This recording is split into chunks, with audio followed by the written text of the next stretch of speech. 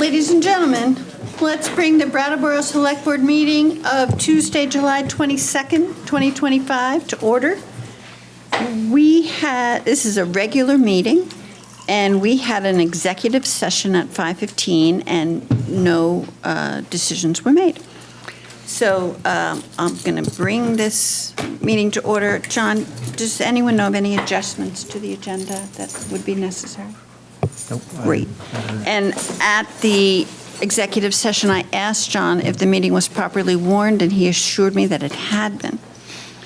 So let's approve the minutes from July 8th and July 15th. Would anyone like to make a motion? Yes, I move that we approve that the select board approves the minutes from July 8th and 15th. Great. Isaac has made a motion to approve the minutes of July 8th and 15th. All select board members in agreement, please raise your hand. Aye. Aye. Great, that's 5-0. And chair's remarks. I have a couple. First, I'm constantly endeavoring to make sure this meeting is conducted properly, and I want to redouble my efforts to have a 3-minute timeline for all the speakers, and you can help. You can help by understanding that there is a 3-minute limit and help me and work with me to make sure that no one speaks more than that. And I have 2 items that are, let's call them the free ice cream items. Following the success of last year's summer block party at the Common, the Brattleboro Police Department and partners will be bringing back the celebration again this year. Join the Brattleboro Police Department during Community Connection Night, scheduled for August 6th from 5 to 8 p.m. at the Harmony Lot and along Elliott Street. And this is a family event that will feature free food served by the Brattleboro Fire Department, free ice cream for all children in attendance, a bounce house, a dunk tank where you can dunk your favorite police officer, a touch-a-truck area, games, music, a mini petting zoo, and much more. And the second item is the Vermont Covered Bridge Society is planning a special evening event at the Creamery Covered Bridge during Covered Bridge Week. On Thursday, August 7th, from 6 to 8 p.m., visit the Covered Bridge at 500 Western Avenue, admire the flowers, and have a unique opportunity to view Covered Bridges of Southern Windham County, Vermont, a 30-minute film by Philip Gattenby, which will be shown on a continuous loop. Attendees are encouraged to bring their own chairs to enjoy the screening. And as a special treat, free ice cream will be provided, which was donated by the Brattleboro Park and Rec Department and the Brattleboro Elks Club and served by the Brattleboro Garden Club. And don't miss this chance to celebrate Vermont's Covered Bridge heritage in Brattleboro.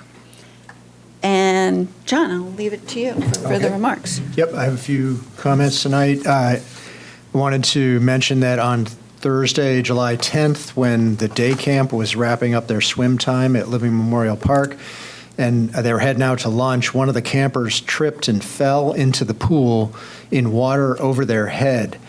The camper was fully clothed with a backpack on, but due to the quick response from Abby Henry, Lizzie LeClaire, and Evelyn Moody, staff was able to get this child safely to the side of the pool without further incident. And this situation could have turned out much differently if it wasn't for the quick response and teamwork of these 3 staff members. So really want to acknowledge their work there, and that's really great.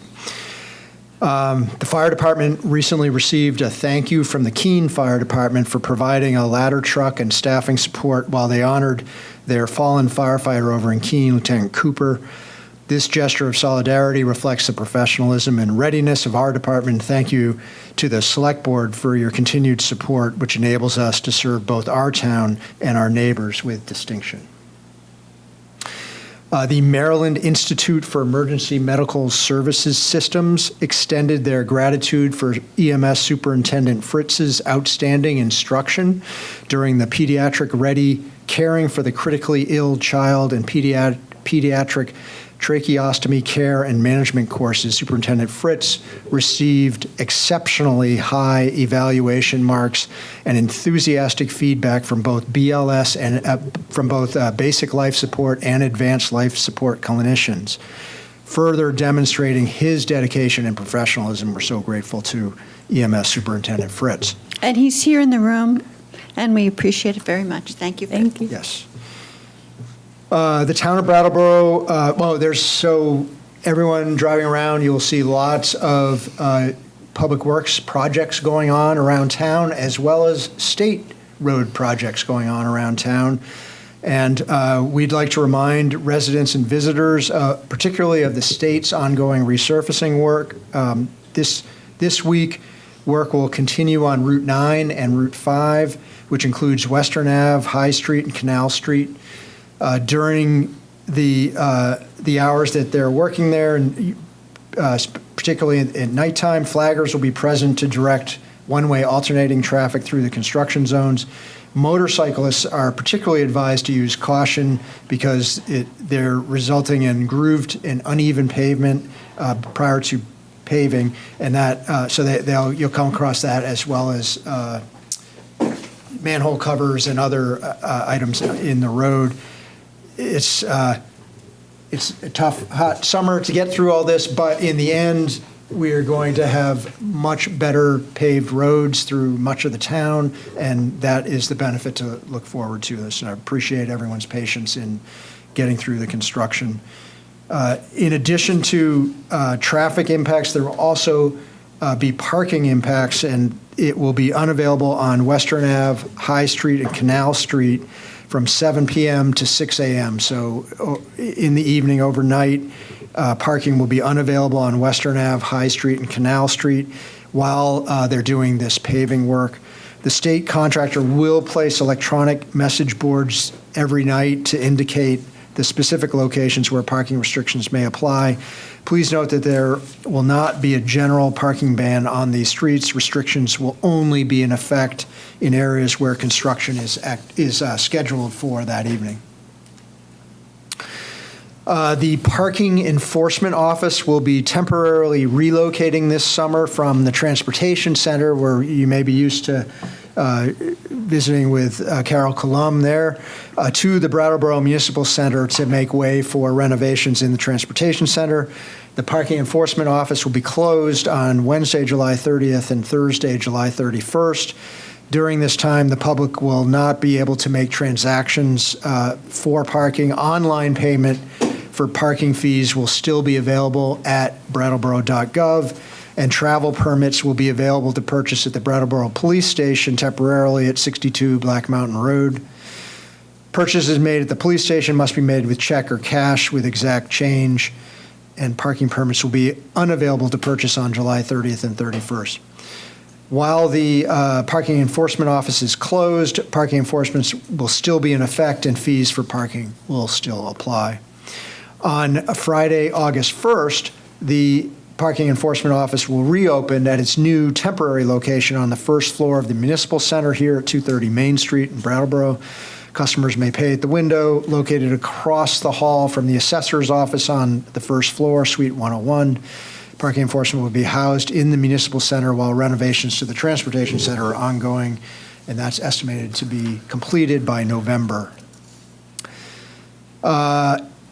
Last announcement, at the end of this week, the town will be mailing ballots to property owners in the Downtown Improvement District. Brattleboro Town Ordinance Chapter 15 requires that property owners in the Downtown Improvement District vote once every 5 years, beginning in 2025, as to whether to continue the Special Assessment District. The vote shall be advisory to the Select Board. Property owners in the Downtown Improvement District will receive a ballot along with a return envelope, and the voted ballot must be in hand at the town clerk's office no later than 5 p.m. on Wednesday, August 13th to be counted. The results of the vote will be presented to the Select Board in September. And that's all I have. Thank you, John. Thank you very much. All right. Are there Select Board members' comments and committee reports? I said there might be, in our ice cream theme, additional Announcements?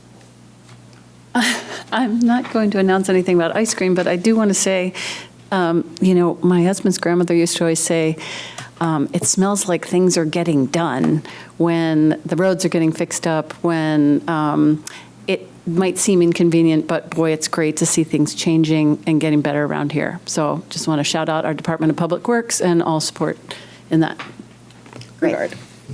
Other members? Awesome. Yes, thank you. I just want to give a brief update to members of the public about the bridge project, just to keep everyone apprised. Things are moving forward. Amanda and I are going to be going to a New Hampshire Department of Transportation meeting on Friday with representatives from Hinsdale, VTrans, at least one Vermont state legislator will be there. And the goal of this first meeting is really just to get us all in a room and get us talking again. But I think Amanda and I are both very optimistic that something can be worked out, and also that our goal is to work something out that works for everybody, makes sense for Brattleboro, addresses Hinsdale's concerns, and we think there's a path, but we'll know more after Friday. And Sue Fillion from the Planning Department. Yeah, Sue will be there. So that's it. Thank you. Other members?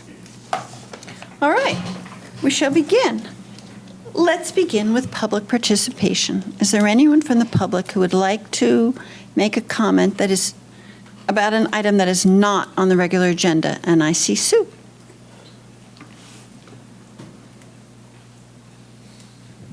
Susan Belleville, Brattleboro.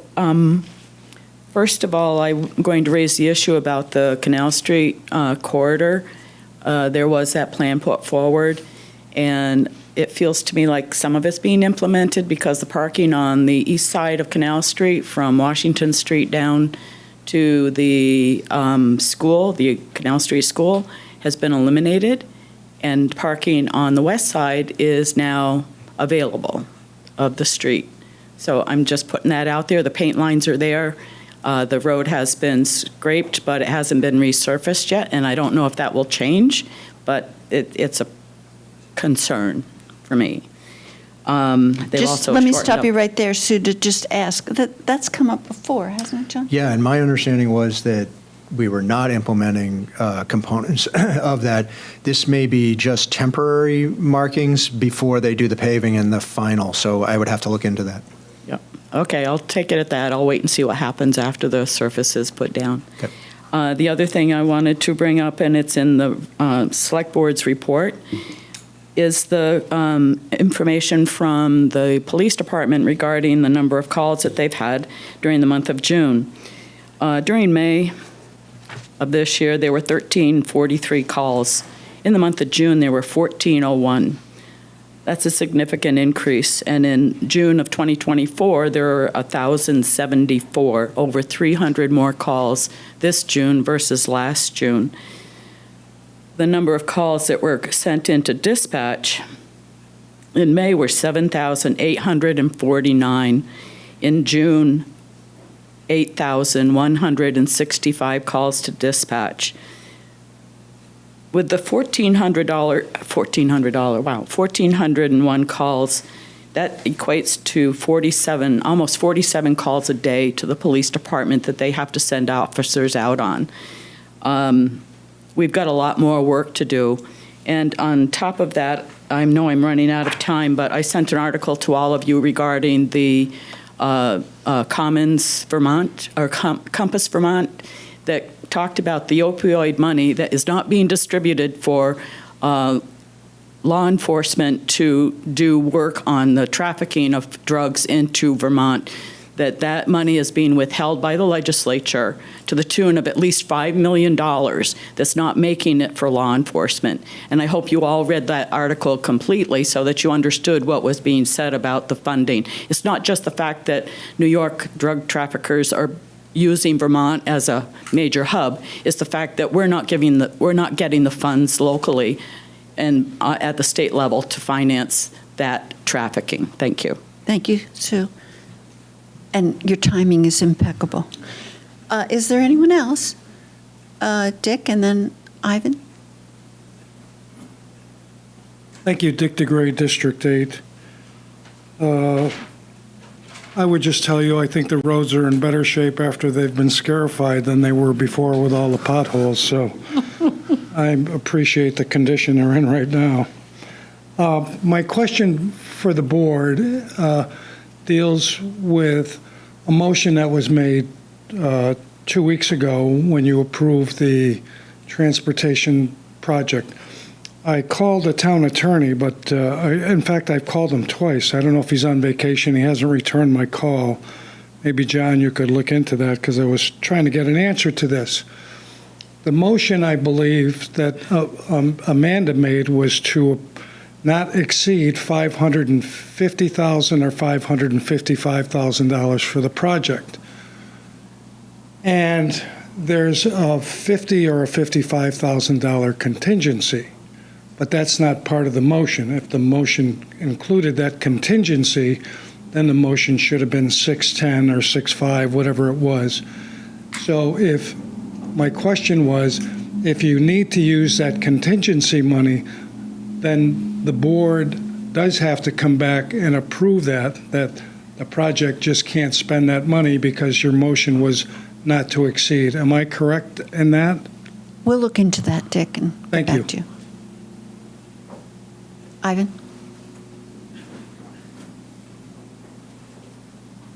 Ivan Hennessy, District 8. The renovations to the transportation center, will they fix up the stairs in the southwest corner?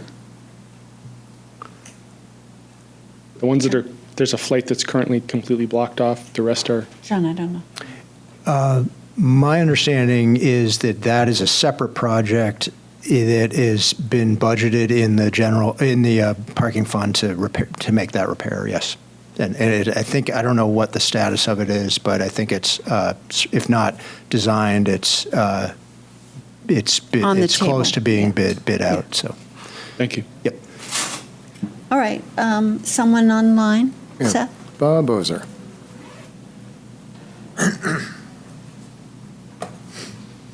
Bob? Hello, Bob Ozer, Brattleboro. I hope you can hear me.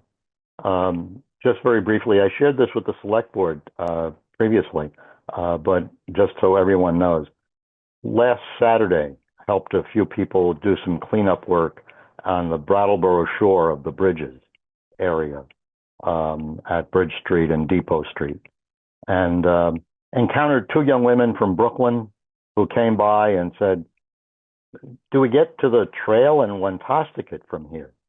And I felt very awkward trying to explain how you can't get there from here.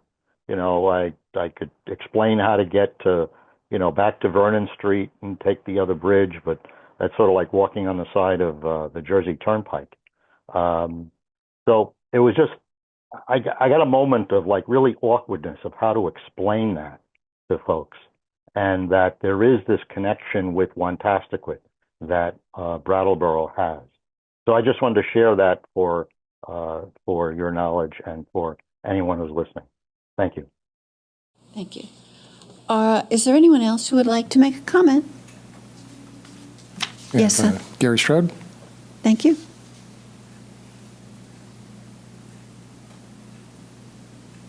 Hi, good evening. I just want to say on a greater note, we will be another pharmacy here in Brattleboro at the new Old Newton business. It's going to be a pharmacy from Bellows Falls. I'm excited about that. And we're able to keep Rite Aid. Now it's going to be Kenny Drugstore. So two good positive things that are be in Brattleboro that we can say that it's a good thing. And I'd like to also thank Dan Tyler and his crew working in the sweltering weather out there. Him and the team out there getting the streets paved with gold, done and everything, and getting prep for the town to continue on making this town vibrant and safe. Just wanted to reach out and say thank you, and I think everybody should give him a handshake on the way out. Thank you. All right, thank you. So let's proceed with the consent agenda. John, would you give us a nickel tour of the consent agenda? Yep. So you have 7 items on the consent agenda tonight, Board.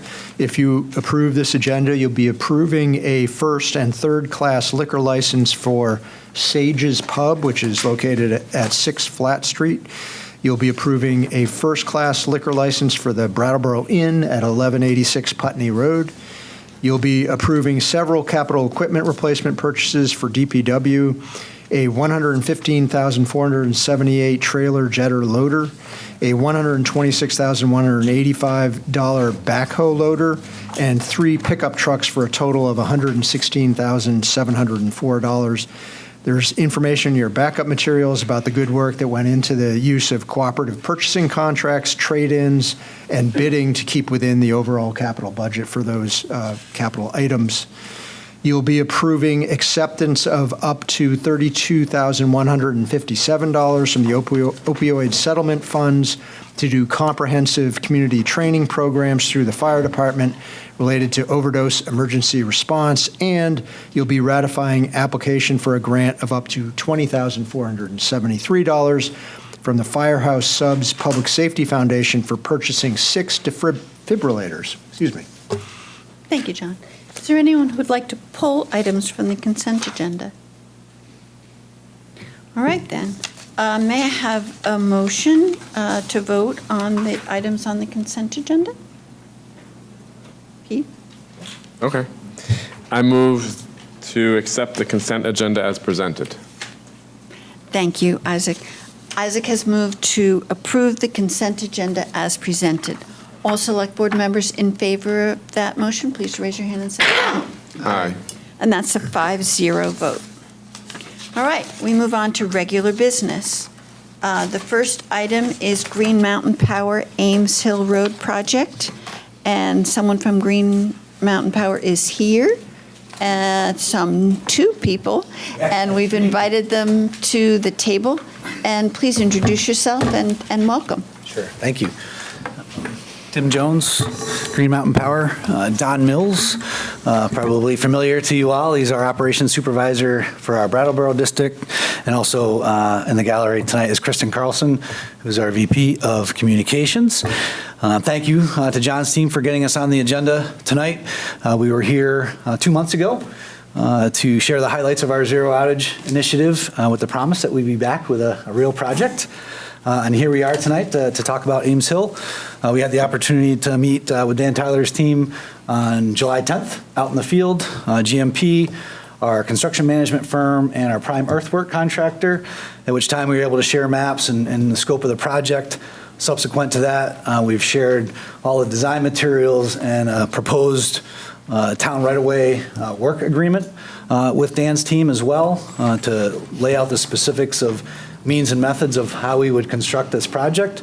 So the basic scope of which is from the paved section of Heinsberg Road on through Ames Hill Road and all the way into Marlboro.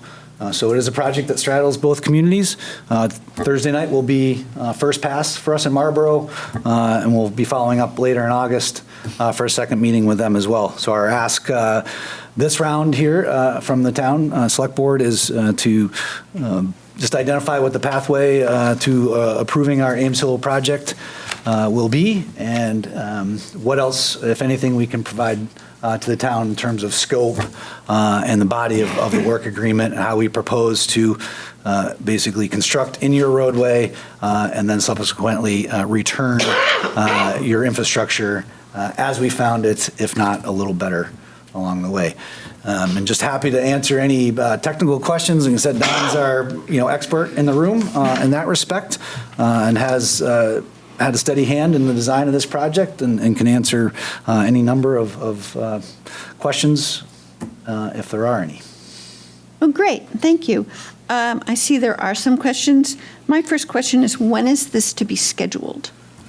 Ideally, we'd like to get this scheduled for the first or second week of August, and that would give us enough time to build the project and get everything restored before the onset of winter construction. So basically, we'd like to be done by no later than Halloween. Well, that's great, and don't mention what may come, because it's too nice a day. Amanda, did you have a comment?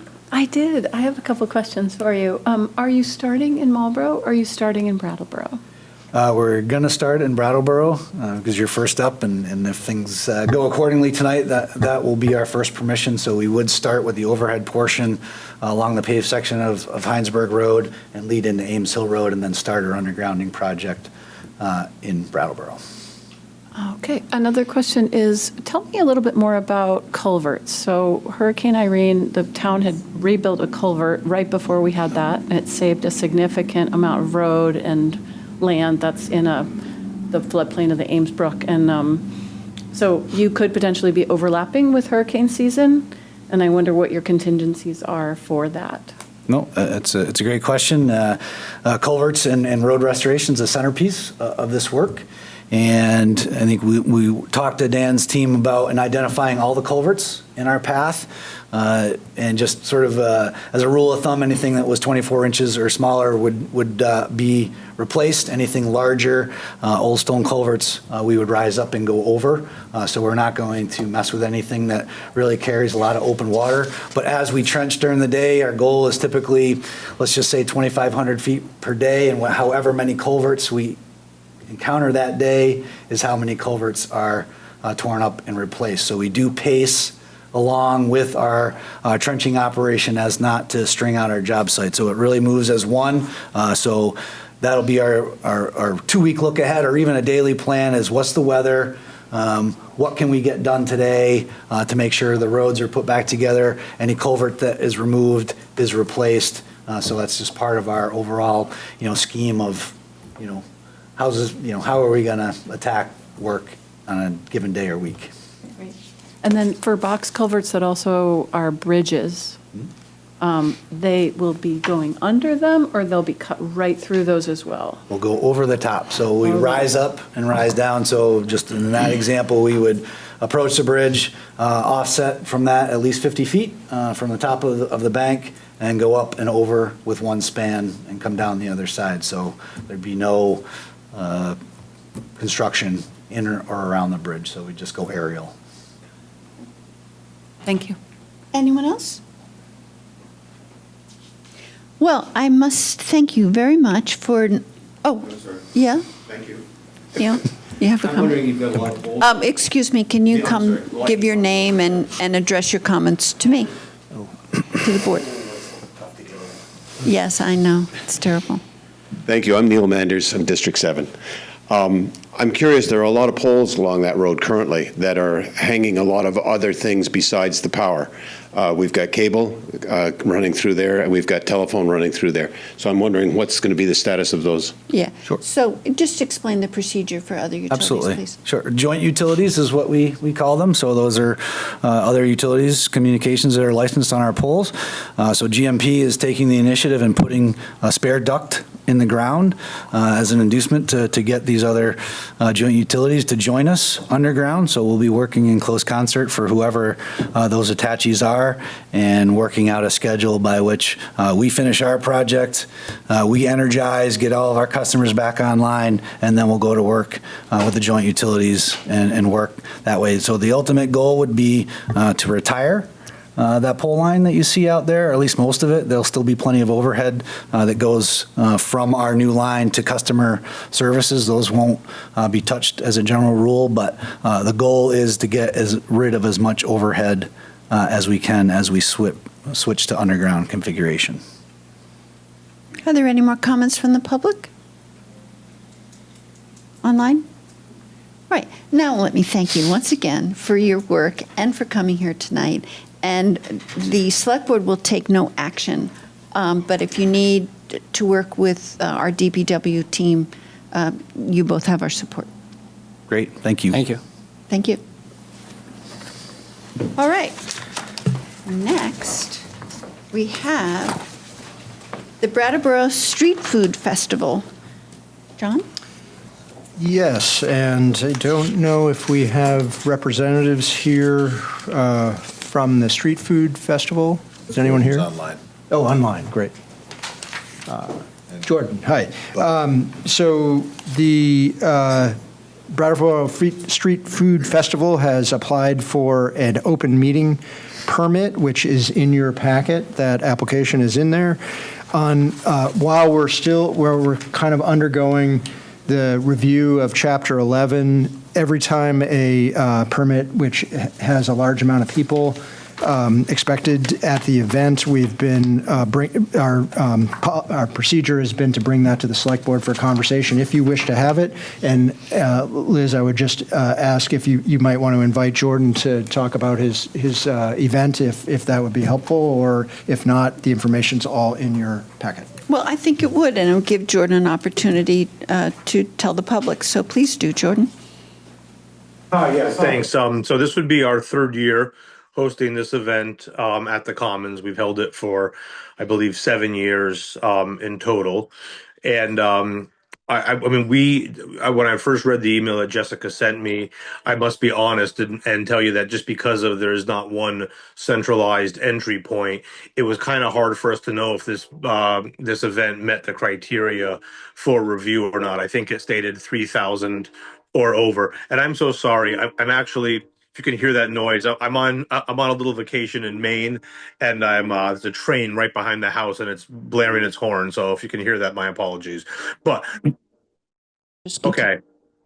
So nevertheless, so we kind of gave our best estimate, and we anticipated that in past years at the Commons, we've seen about 1,500 people throughout the course of the day, and that usually begins around 11 a.m. and commences around 4 p.m. Right, just like as Jordan said. I'm sorry. Please state your name. I'm Bud Lolot. I'm ad rep and the partial organizer of this event. It is our 8th year. Typically, we have, again, it's all weather dependent. We've been fortunate where we haven't had rain. We've had a couple times where it's been blazingly hot. But it's not like a concert or a sporting event where you're going to have everybody there for 3-4 hours. This is people come there. Some come there for 15-20 minutes just to grab some food.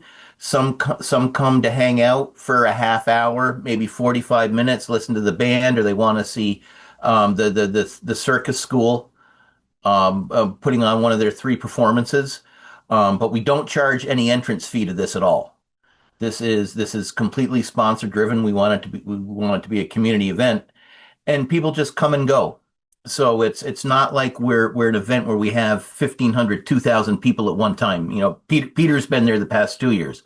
So he can attest to that. It's a very transient crowd coming in and out. Well, that sounds delightful. Thank you very much. Now, do Select Board members have comments and questions? Yes, Oscar. Just to say that I'm glad you're still doing this, and I'm really excited for it. Wonderful. Peter, do you want to attest to your presence there in the previous years? Yeah, we had done some collaborations between their festival and a nonprofit that I serve, and we have moved our event down to Retreat Farm sometime later, and they're going to continue on at the Common. It's a fun event. People seem to really have a nice time. Great. Mosey on. It's free to the public, Yes. so that's nice. I'll look forward to it. Are there members of the public who would like to ask questions or give comments? No. Okay, are we ready? I actually have one question. Are all vendors responsible for their own trash disposal, or does the organization help with that?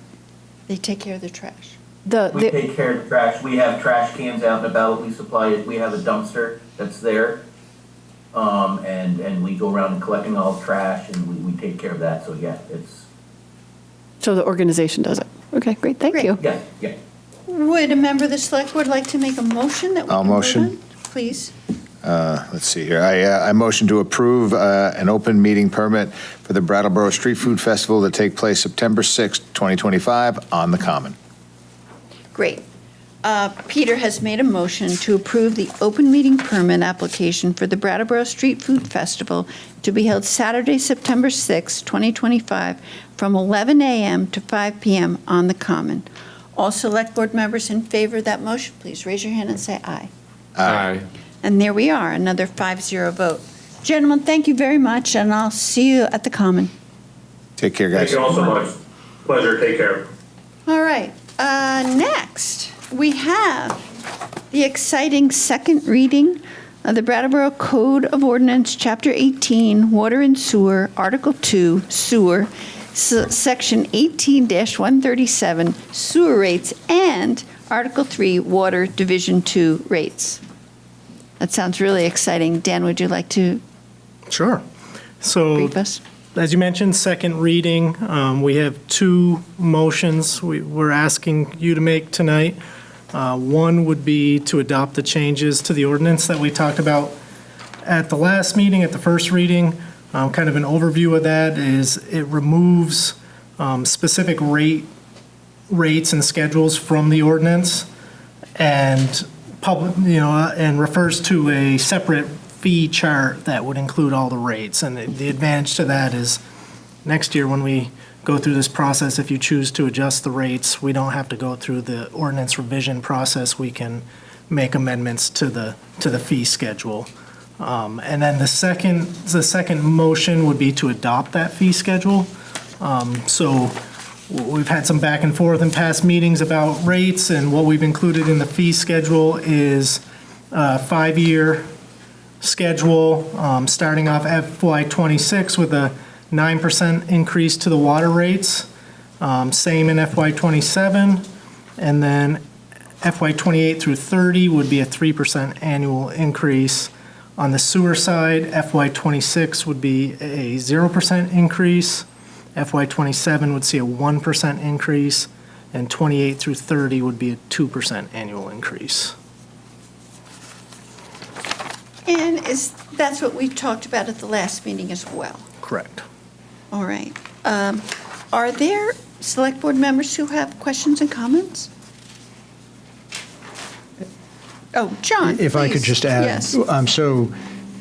Somehow the fee schedule got left off of your backup materials, so there was a copy placed at your desks here tonight. There's also copies for the public over there. They do reflect what Dan described in the memo and what he just described now, and so that's what we would move forward with if you wanted to approve this tonight. Great. Again, do my colleagues have questions or comments? I have a question, Dan. The connection charges paragraph that was amended, so what we see here in section 18-142 is the actual, this is the changed one? Okay. Right. The connection fees are still in there, right, is what you're noting? Well, I see it scratched off, that it was, I thought, $1,000 per unit? Mm-hmm. So does that appear somewhere else in the, I guess I'm a little confused. I didn't bring the. I see it scratched off, so that ordinance was with just me. a change in the fee or just a change in where it is located in the? We didn't change the connection fees Okay. at all. Okay. I think those remain where they are. So you may need to add it to those to the fee schedule if they're. Okay. So you'll add that to the fee schedule, and the- we will make an amendment to the motion to make sure that it's included? All right. Are any of my colleagues on my left side have any comments to make? Questions? All right. Are there comments by members of the public? Are there comments online?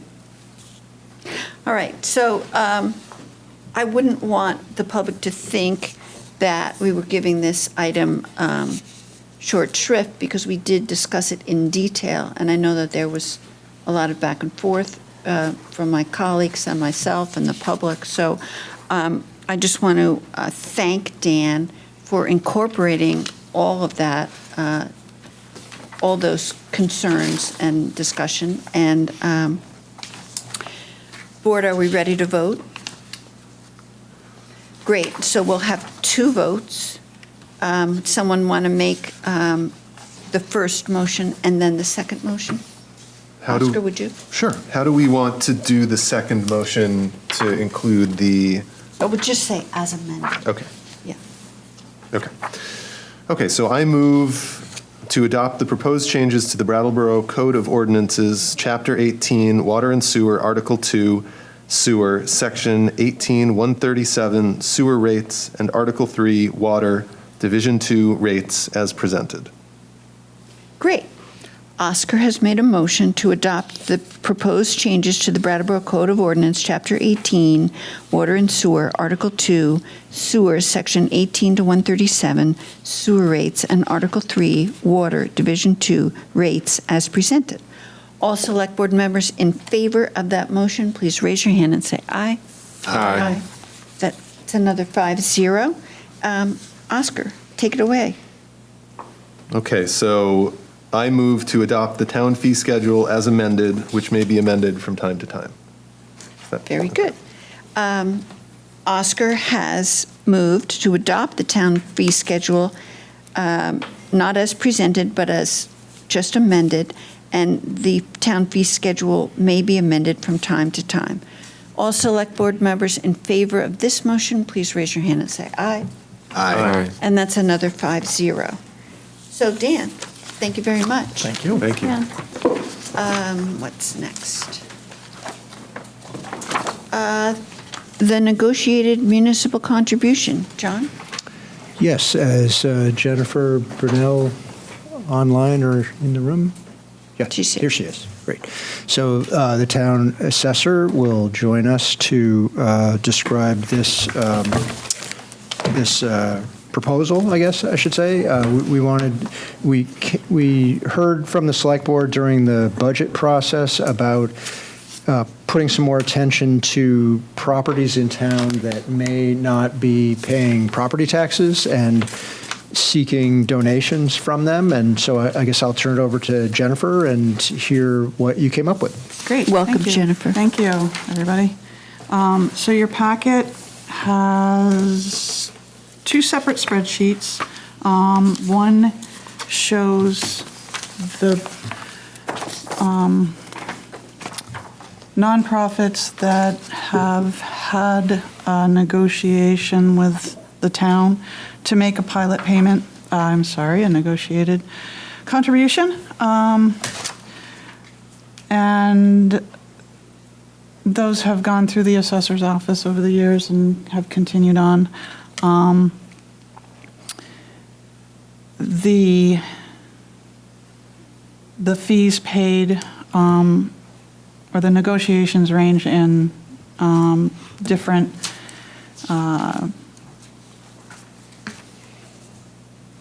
agreements, different percentages, but roughly similar. And a second spreadsheet show the nonprofits that own property that are exempt or partially exempt. There are two in here, I believe, two or three, that make a payment. Hilltop Montessori, the taxes paid on your column farthest to the right is for the portion of solar array that is beyond the 50K, which is exempt. But the rest of the property is exempt. The suggestion that I have come up with is 48%. And that comes from working with Finance Department to capture sort of an understanding of the expenses budgeted fiscal '26 for solid waste, police, dispatch, DPW, et cetera. So roughly about 48%. There's a column that indicates what the full tax would be. And that next column is the suggested contribution for each parcel. I've included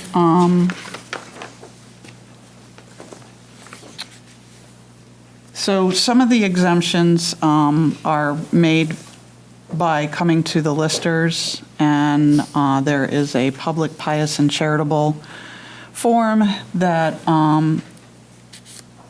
is guided by case study, cases that have gone to Supreme Court or Superior Court, and the listers determine with the guidance from town attorney if they fall under the, I think it's a 3-prong test for exemption. Then you have churches, railroads, hospitals. The hospitals that are listed represent the ones that don't pay any taxes, but there are hospitals, properties owned by the Brattleboro Memorial Hospital that do pay taxes, but these are just the ones that do not. Then we have some federal government and state-owned properties listed. In your packet, you'll also see a sample letter provided with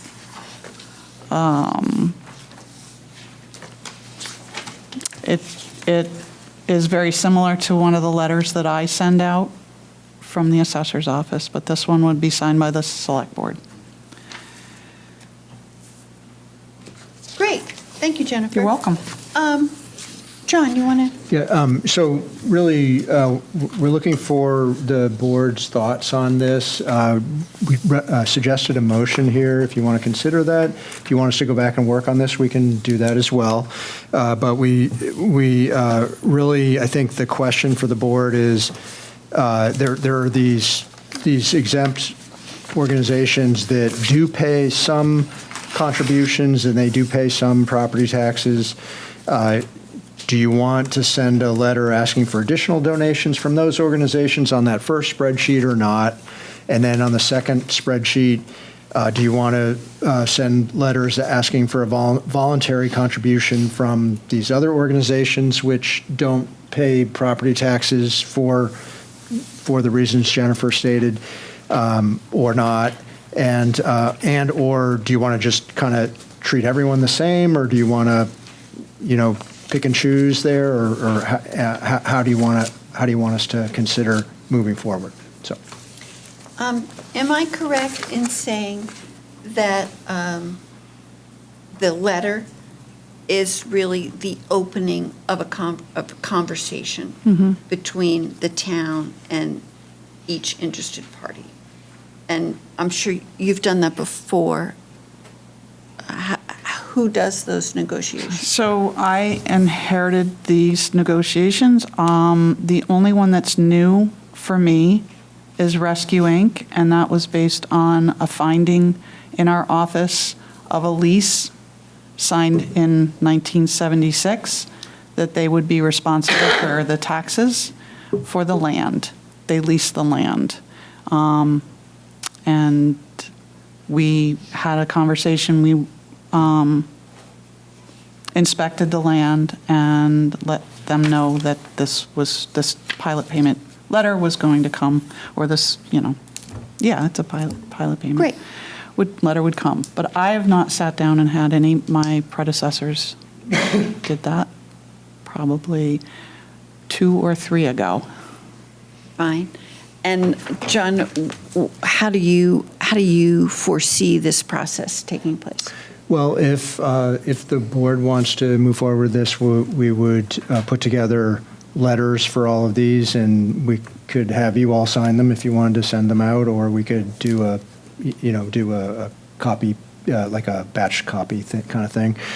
And then I think, some of these organizations may just ignore these letters or look at them and say, that's not for us, and that's fine. We wouldn't do any follow-up or anything, but we're just kind of asking if folks want to be good community partners and to help out on these the costs that we're seeing on some of these essential services that they're benefiting from, like EMS response, fire response, the road, taking care of the roads, all things that these organizations really benefit from. And they may want to pitch in to help out with that, and there's a suggested donation in there. I think if any of them want to have a conversation about, well, we think this, like, we can't manage the suggested amount, our response would be, well, is there something that you could handle? And I'm not seeing this as resulting in agreements, like, any sort of agreements, other than what is it that the organization might be able to manage or budget to help out the town. So I'm hearing that you're going to send out this letters and you will not follow up, but perhaps the board wants you to follow up. If you want us to follow up, we certainly would. Yeah, I've got some thoughts about maybe just doing a slight reword-smithing of this, as opposed to suggesting 48%, just saying, it takes 48% to provide these services, and with that in mind, we would like to help you contribute. And, when I look at the list of people who contribute versus the people who don't, and utilize some of these services, there seems to be a little bit of an inequity there. Full disclosure, at the top of the packet, right at the top of the list, is a nonprofit that I am the president of, which is Black Mountain Assisted Family Living. And we contribute $2,000 a year, and we have for quite some time. I think I remember us kind of going to the negotiating table. This has got to be going back 10 years. More than that, probably. More than that? Yeah. It might have been with Phil Turner. Yeah. Mm-hmm. Or So, Al Gerard. and so, we do own some property in which we house some people with developmental delays. And, and we're happy to make that contribution. I also think it's feasible to go maybe in a separate letter to the people who do this and see if there's any more wiggle room to do it. There's an old saying in sales, the best customer to get is the one that you already have, who kind of understand. I, again, like sort of wordsmithing this to say 48% of what you have is what covers road, trash, police, fire, EMS, and maybe, showing that number, because if I don't know that we could bear a 48% payout right now. And, if you look at like Brattleboro Housing, if you're asking them for, 48% housing, I mean, that's enough to really kind of hamstring. But if we could get something, a little bit of something out of them, I think that that's good. And I also think a follow-up with maybe a set expectation is not unrealistic. Going into it with a number, with a more personable approach of, in the form of another letter or a phone call, maybe. And I don't know who does that. Like, I'm happy to help. I get it. If you're not in the sales pitching business, I can certainly lend a hand if that's even appropriate. But I think that is a good way to approach this. I think it is important that we try to get some more people added to this first page, though, for sure. Great. Other members? Go ahead, Isaac.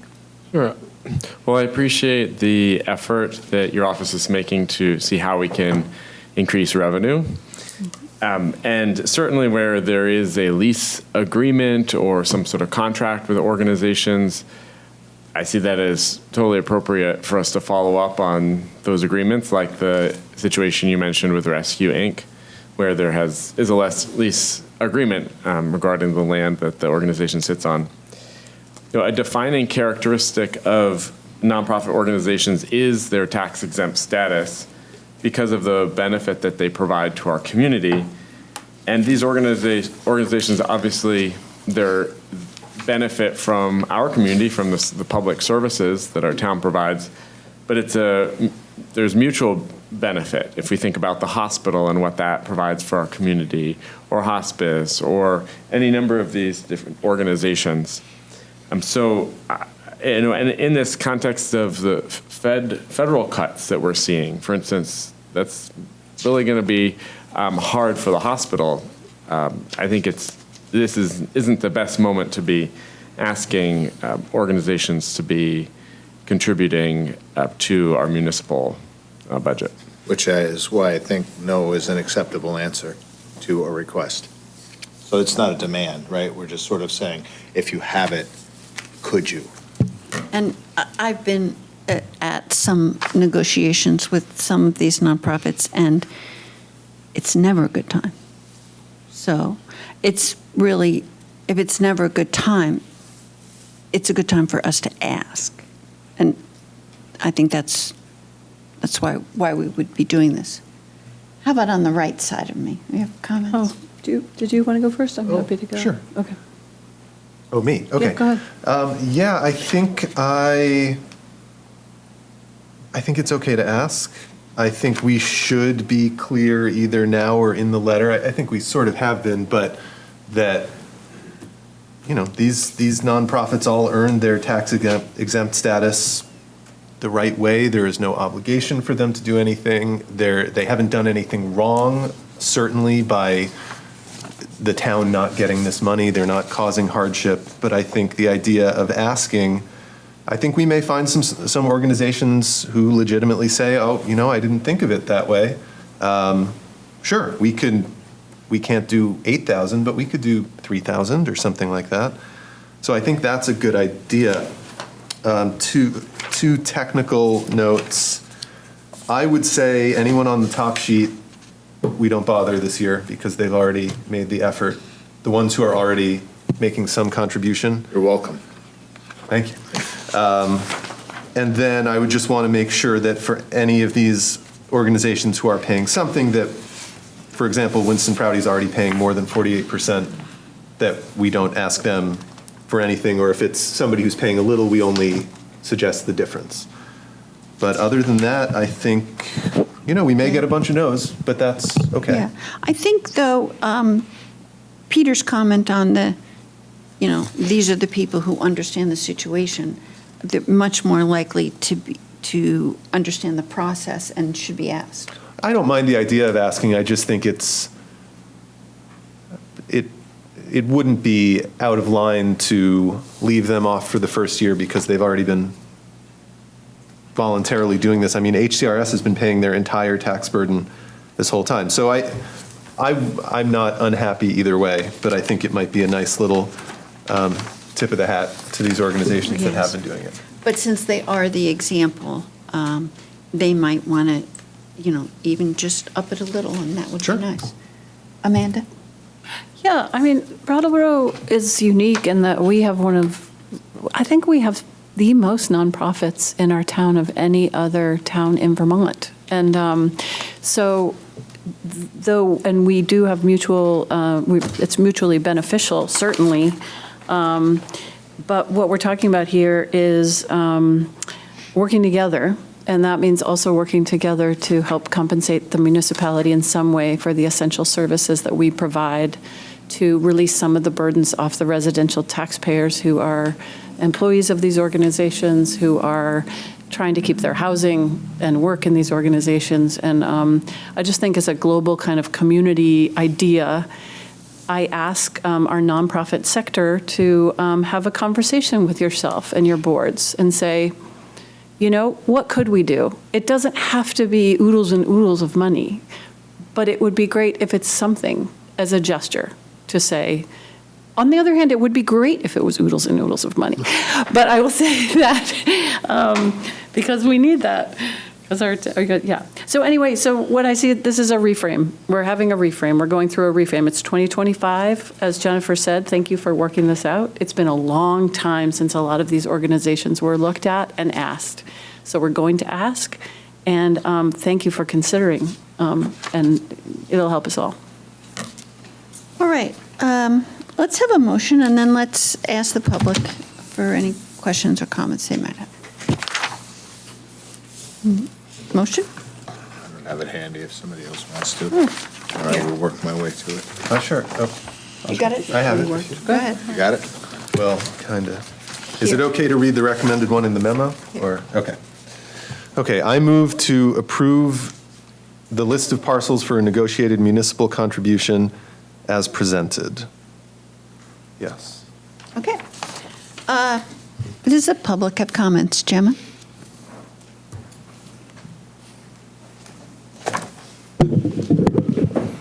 Hi, Gemma Seymour, District 8. I just have a number of questions that are not necessarily directly related to the motion, but would provide me some background information because I'm coming into this a bit late. Where are the ordinances that govern property tax exemptions? Are these state or local laws? And does anybody have a citation for them?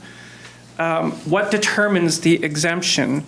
And most importantly, in the interests of fairness, as a follower of Henry George's ideas on land value taxation, I am not a big fan of property tax exemptions for any organization for whatever reason, although I allow that there might be some good reasons for specific exemptions.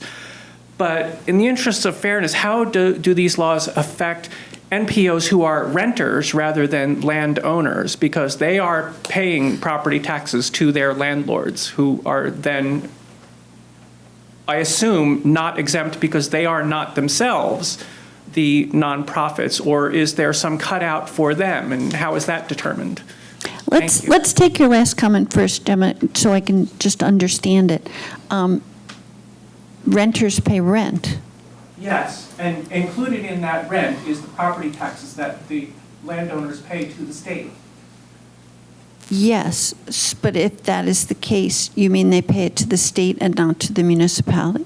No, they pay it to the landlord. The landlord pays it to The municipality. the municipality and or the state. Yes, but so if the landlord is tax exempt, then the rent. Yes, but the landlord would not be tax exempt. The NPO would be tax exempt and renting from a non-tax exempt landowner. So maybe a point of clarification. Okay. Maybe Yeah. so this list are just for the nonprofits that own land? Correct. Okay. So these are direct landowners. And then, Jennifer, do you have legal citations? So there are different statutes for the list, both lists.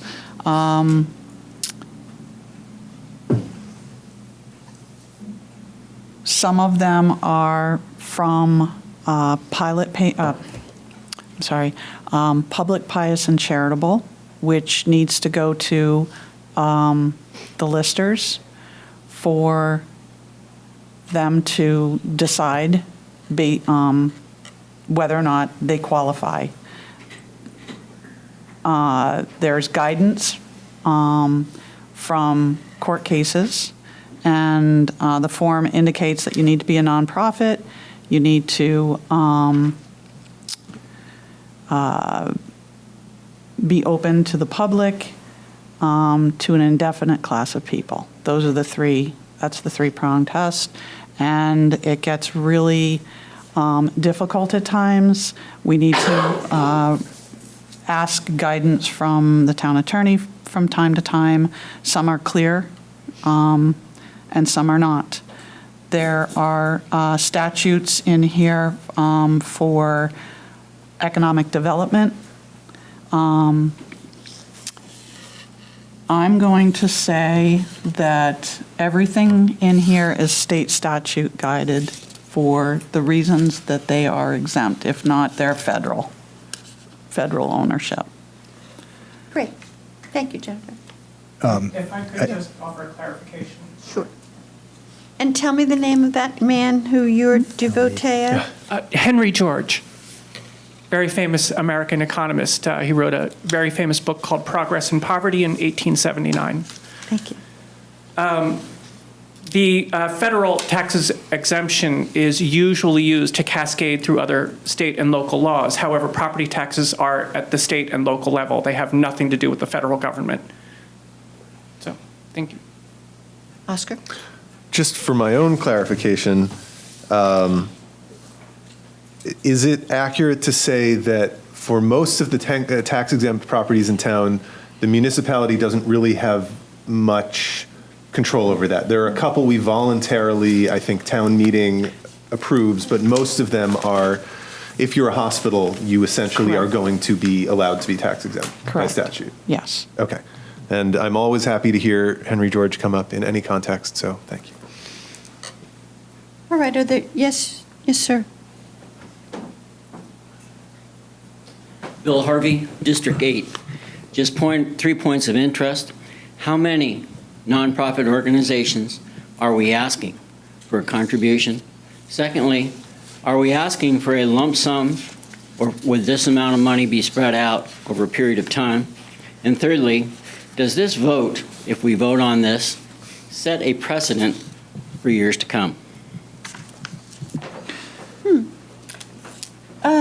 So while John is counting, I'd also like to ask another question. Well, let's get an answer. Jennifer as well. Yeah. Okay.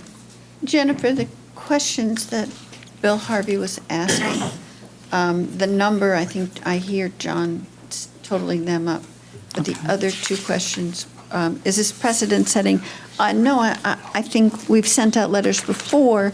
They've just been from the assessor's office directly. Correct. Is that correct? Correct. And then the other question was? Is this a lump sum, or is Well, this it's, asking to spread it out over a period of time? it could be whichever willing party would be able to pay, and that could be negotiated. We, in my current letters, we make a suggestion to pay quarterly, similar to the current tax bills. John, how many? So just doing it quickly, I got 11 on the first spreadsheet, if you want to ask those organizations, and then 42 on the second, because there's some repeats and stuff in there, but so a total of maybe 53 letters that potentially that you would send out. Great. Heidi? Heidi Fisher, District 7. Thank you for doing this, everybody. And I loved what Amanda was saying about the focus being, can we ask these organizations to help us out with paying for the municipal services that they receive? I feel like if that was the way the conversation started, and then explained that sort of the numbers of what we're asking for afterwards, it might be a better received kind of thing. So I would be happy to help you wordsmith that letter as one of the 10 listers and working with you. Great. Thank you, Heidi. I think both Heidi and Peter might have some suggestions for you, Jennifer. Dick? In Dick DeGray, District 8, it says here, we are providing this figure early in the fiscal year and hope that you will choose to make a one-time or a scheduled quarterly contribution. I would actually like you to ask, but you are not compelled to do this. You have churches on here, maybe they can go out and sell holy pictures and rosary beads as a fundraiser and give the town money. I agree wholeheartedly with Isaac. I look at the Brattleboro Hospital. I'm hoping we have it at the end of next year. A lot of people have lost their jobs up there, and here we are going to go and ask them for a contribution. I did ask early on about BDCC's agreement that they have. It's not quite clear to me, and I disagree with Oscar that the people on the top, if you're going to ask people for more money, we should be asking everybody that's on the list for money. No one should be exempt. And I'm actually here, and I would say to people that get this letter that I hope you don't send a contribution. Community is community, and although I may not send personal checks to some of these organizations, I do to others. And I think we're a community that benefits from having these organizations. And when we look at Groundworks, because that's one that people have in the back of their mind because of the services that they require from the municipality. The town gave them money when they were putting up their new building. If the town didn't feel so compelled to have that organization grow and expand, they should not have applied for grants for them or given them money. And so I'm really disappointed. I can understand why you're doing it, but I'm disappointed that we're sending people letters to go out and say, if you can give us money. They wouldn't be on this list if they were profitable. We would be taxing them, or they would be taxed. So I actually hope you vote this down. I don't think you will, but I think this sends the wrong message to our community as a whole and what it stands for. Thank you. Is there anyone online? Is there anyone else in the public? Are we ready to take a vote? I have a few more comments. And this is a question. With our 2027 reassessment coming up, I did have some concerned nonprofit board chairs that said how, okay, well, that looks, I think we could handle part of that now, but how will that change with the reassessment for the nonprofits who own property in Brattleboro that are on this list? How will what change? How will the 2027 reassessment change their municipal tax rate, their assessed value, so that Well, you don't know. they'll go up as, yeah, we don't know, because it, So everybody in town will have a new assessment, even exempt parcels. If they're exempt, they'll have a zero tax, correct? Right. There will be a change in their assessment. I'm not sure what more. So it won't, because the chart. May I answer your question? Let me keep going just for one moment. if you Sure. may. Just because the chart and the information is based on that 48% of what the full municipal tax is. Understood. I guess I just wanted clarity, because I had a conversation with someone who's a board chair of an organization saying, well, if we say, yeah, we'll pay up to 48%, what will happen when there's a reassessment and our municipal tax rate goes up, potentially, or not? There'll be a different calculation. Yeah. That's all. It'll be, that's not this year. And it's reiterated, too, that it's voluntary. We're It's talking about a voluntary. completely There'll be a new voluntary. calculation based on the new tax rate and the new fees that, that constitute the 48%. So this is for this year, and then there'll be one for next year, and each year will be recalculated, I'm assuming. And also, would it be possible for a nonprofit who owns property that, has a municipal tax rate that is, exempt from paying that they, say, phase up their contribution over 2 to 3 years to this ideal 48%? That becomes part of the negotiation. So if they feel committed to, we really do want to contribute to the town. We see, we are on a road. We, if there's a fire, the fire department comes, if, et cetera, that they could phase up to something. So they could start with anything? Absolutely. Okay. This is just a suggestion, and I think that that's why we call it a negotiation. So. Did you? John's got his hand up. I just wanted to add on to that really, I think we were seeing this as, we'll try this out this year. We can come back and let you know how it went, and you guys can decide in the future whether you want to do it again or not. We weren't really asking to do this in perpetuity.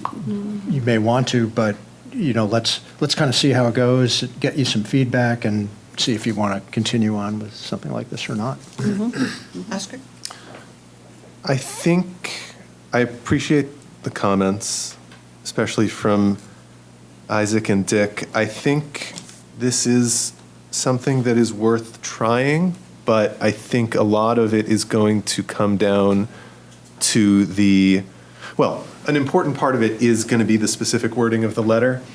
And I think there is a relatively fine line between something that sounds like, hey, you're causing problems for us, we need you to give us money, and something that says, hey, we're struggling, we recognize that this isn't voluntary, we would be grateful for anything you could do, we're making the ask, we won't be angry if you say no. And I would like to err pretty hard on the right side, on the latter side of that. So I'm wondering about timeline, and also because I think the wording is important, I would kind of like to approve a letter that we're signing as a board, like see a second draft of this and approve the letter. Might I suggest that we vote on this motion now, and that the final letter should be perhaps sent to each of us, and we comment on it, kind of not reply all. Sure, I don't mind that. And that way, That's it's not bound to a meeting and a process. It's just, Jennifer will be getting input from some of us, but at the same time, when the letter is drafted, we can just see it and sign off on it. I feel like, I don't know, that feels like it drifts into some weird territory for me. Could we just vote on the principle here and then approve a letter at the next meeting in probably 5 or 10 minutes and then send it? Oh, I don't think we can do anything in 5 or 10 minutes, but nice try. I just want to put this out there. A lot of people kind of grab statements and grab words. The driving thing behind this is a lot of nonprofits aren't even aware that this is a tax and a burden on the town. To Dick's point, to which I sort of disagree, just because we're asking for a contribution from a property holder doesn't mean that we don't believe in the community and the service that they support. And I understand what you're saying, which is why, once again, and I really want to drive this point home, no is an acceptable answer. If you can, it doesn't need to be in the letter, but we can basically say, here's what here's what it is, here's how it is, and I'm happy to help you wordsmith this, and basically saying, and if you can manage any amount, would be greatly appreciated, whatever that looks like.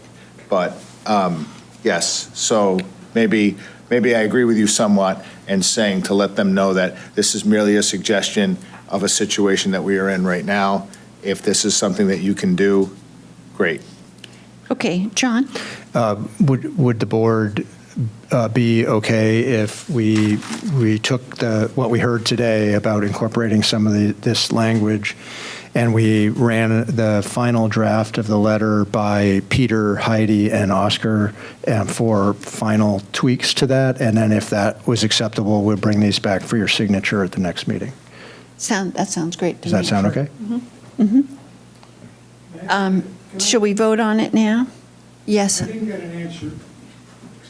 I did not get an answer to the question about BDCC and the agreement that they have that I spoke to you previously about. So could you talk about BDCC? Maybe that specific question can be answered offline. What was that? You've already asked this question to Jennifer. No one, and she did not give me an answer. No one spoke. We'll follow up. We'll just follow up with you. I don't know that she has that answer. She can, because I talked to her briefly and you were starting the meeting. So she does have that. And we'll get back to you on that. Doesn't work for me. Jennifer, do you have an answer for Mr. DeGray? So this is an economic development statute. It is 10 VSA 236. I need to reread that statute to find out if within the statute it specifically states that they make a pilot payment, negotiated fee, a contribution.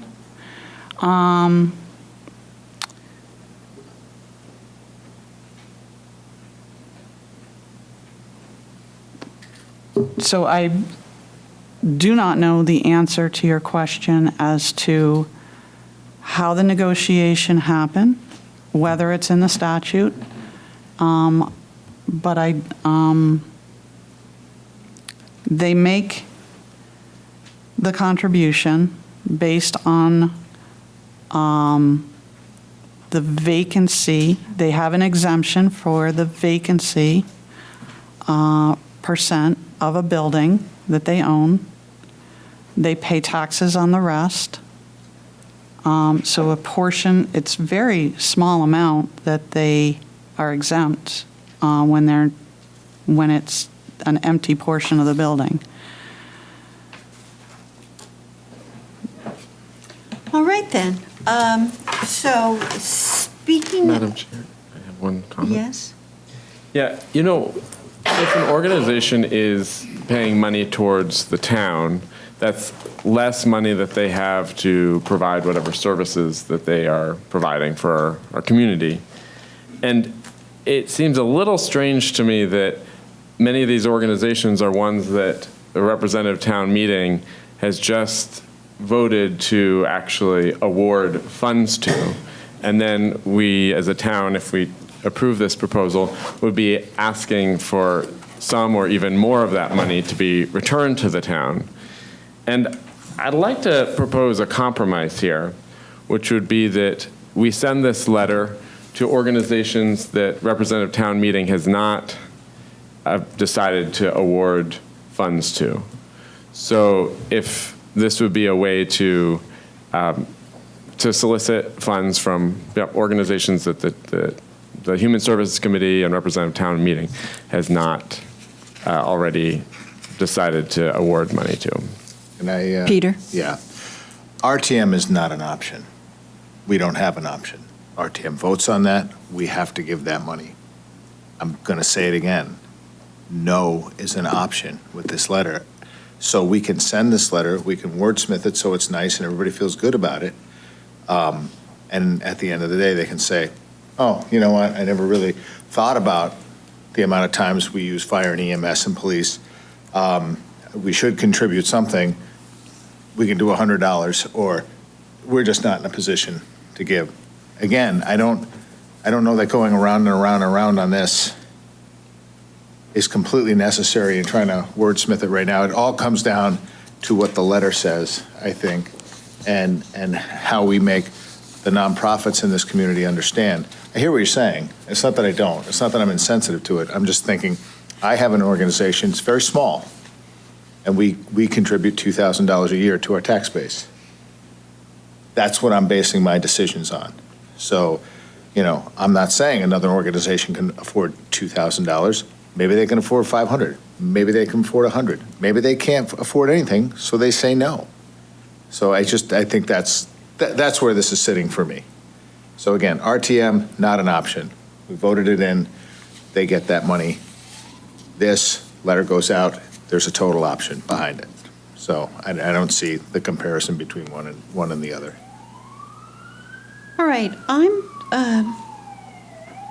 have we all weighed in? You have Just something a else to brief say? comment. Yeah, you know, Isaac, I think sort of it does seem sort of silly with one hand to give an organization money and then have them send a check back 6 months later. The reason I'd rather not get into this is that I think once we open up this list and start picking and choosing who we're sending the letter to, it starts to feel much less fair to me. So I would rather just send the letter everywhere, and then organizations, I mean, I'm saying it on camera here, should feel completely free, just as Peter's saying, to say no and provide no explanation, and I will hold no grudge, only gratitude if someone chooses to contribute, but I am completely content with a no answer from anyone on this list.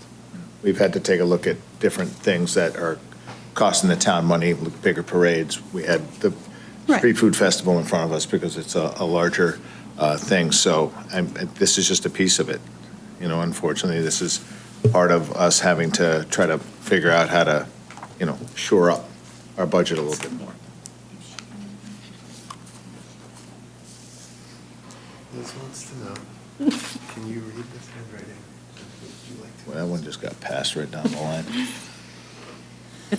So we're doing another motion, because we had a motion on the floor, didn't we? Yeah, well, we're editing it based on the conversation that has taken place. Would you like to read that motion? Happy to read the motion. I move to approve the list of parcels for negotiated municipal contribution as the letter to be finalized by Peter Case, Heidi Fisher, and Oscar Heller. Under the direction of the town assessor's office. That is the motion. Should I read it again? No, you All bring right. it back to me because I read it before we vote on it. Okay. Is that okay with us? Is that okay with you? For your, You were the original. You gave the original. Yeah, as a friendly amendment, sure. Yeah, okay, great. All right. Oscar and then Amanda have moved to approve the list of parcels for negotiated municipal contribution as amended.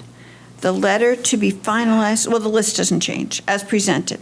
The letter to be finalized by Peter Case, Heidi Fisher, and Oscar Heller under the direction of the town assessor's office. All select board members in favor of this motion, please raise your hand and say aye. Aye. Okay, that's 4. All select board members not in favor of this motion, please raise your hand and say nay. Nay. All right, that's 4-1. Thank you very much. Thank you, Jennifer. Thank you, Jennifer. Thank you, everybody. I Have a look good forward evening. to your working with the parties mentioned. FY25 May Budget Report Supplemental Information, or I guess it's just the whole thing. John, take it away.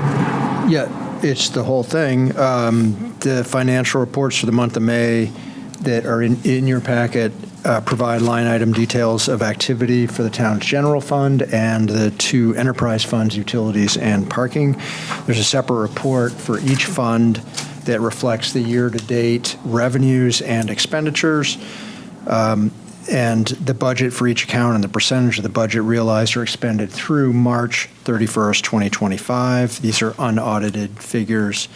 General fund is showing, as of May, that revenues are 105% of the annual budget.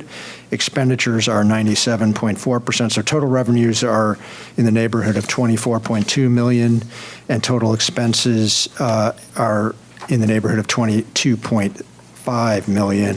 So the revenues for the general fund include 1.8 million of receivables, and in the cover memo to this, there is some supplemental information that was requested at the last meeting, further breakdown on receivables, and those are broken out into 6 categories: EMS receivables, general receivables, property tax receivables, interest, penalty, and bag revenue receivables. And so in this chart that's on page 89, you'll see that total receivable as of May 31st, 2025, compared to what it was for May 31st, 2024. Then the FY25 revenue budgeted amount, and then the cash received for each of those revenue line items. And there's further detail and information, particularly around the EMS receivables, because I know that's what many people are most curious about, because it's a new receivable that prior to this year was not listed in the revenues because we didn't have the program. Utilities, so bottom line, we have cash balances in the general fund of over $16 million as of May 31st, and that is showing a surplus of $1.7 million. Utilities fund, a little bit different. The total revenues there as of May 31st are $5.4 million, and total expenses are $6.1 million. That is showing a deficit of $689,000, but that includes, in the way we do our accounting, that includes a slightly over $2 million of depreciation, which is a non-cash expense. The revenues, the $5.4 million of revenues in the utilities fund includes $312,000 $313,000 of utility receivables. The parking fund, the total revenues as of March 31st were $634,000 and total expenses of $869,000. That's a deficit of $236,000, but that also includes a depreciation of, like in the utilities fund and in the parking fund case, of $219,000. Also in the May 31st is a loan report, which shows a balance of slightly over $4 million in outstanding loans, a grant report with information on 30 active grants that the town has received, and 5 grants that are in the application process. And it also has a transfer report that shows all the transfers between funds, and they're broken down further in the memo on page 91. And I think that's all I have to present, and I'm happy to try to field any questions, and if I'm not able to answer them here on my own, I will get you the answers forthwith. Oscar. Just a note that for anyone curious, the cash received for EMS does include the $250K in seed funding, or whatever we call it. That notwithstanding, we're well over, in the good way, over budget on revenue, even if the $1.2 million in outstanding claims completely vanished and we had no billing for all of June, we would still end the year at $1 million in revenue with the seed funding versus a budgeted revenue of whatever it was, $840 with the seed revenue. So, and we are expecting to get some substantial percentage of that 1.2 million, and so it's possible that this may turn out to be really overperform, which would be great because we never really get that kind of good news about extra money coming in. So the other note about the seed funding is that it's been sort of a point of contention, and I've had trouble on and off wrapping my head around it, but you can sort of see the effect now because we have all these receivables. Fiscal year 27 has started. Some of that money that was billed in last fiscal year is going to come in this fiscal year and make this year's budget sort of look better than it is. And so I still feel, I swing back and forth, but I think it was appropriate to seed the FY26 revenue in that way. And I'm just really encouraged. I mean, this is really great news. Thanks, Oscar. So. I concur. I think it's worth an explanation of these deficits and the non-cash expense in the utilities fund and the parking fund. You want to give that a gander? Yeah, and they were both planned deficits in those funds. The cash position on the utility fund is excellent. So the fact that we're not actually pulling out cash for depreciation is, it's an ongoing issue that we're going to have to continue to look at and address. The parking budget you went over extensively previously. Couple weeks ago. Yep. Yeah. And that we really think that we've turned a corner on that now, and the slight deficit of $20,000 or so is covered by cash that we can cover it with the cash that we have there, and we hope to see that be a surplus budget in FY26. Thank you. Yep. Comments on the left side of the table? Isaac? Yeah, and forgive me if this was already explained, but could you go over again, if you haven't already, the transfers out from the utility fund to the general fund, and also from the community safety fund to the capital fund? In particular, those I was curious about.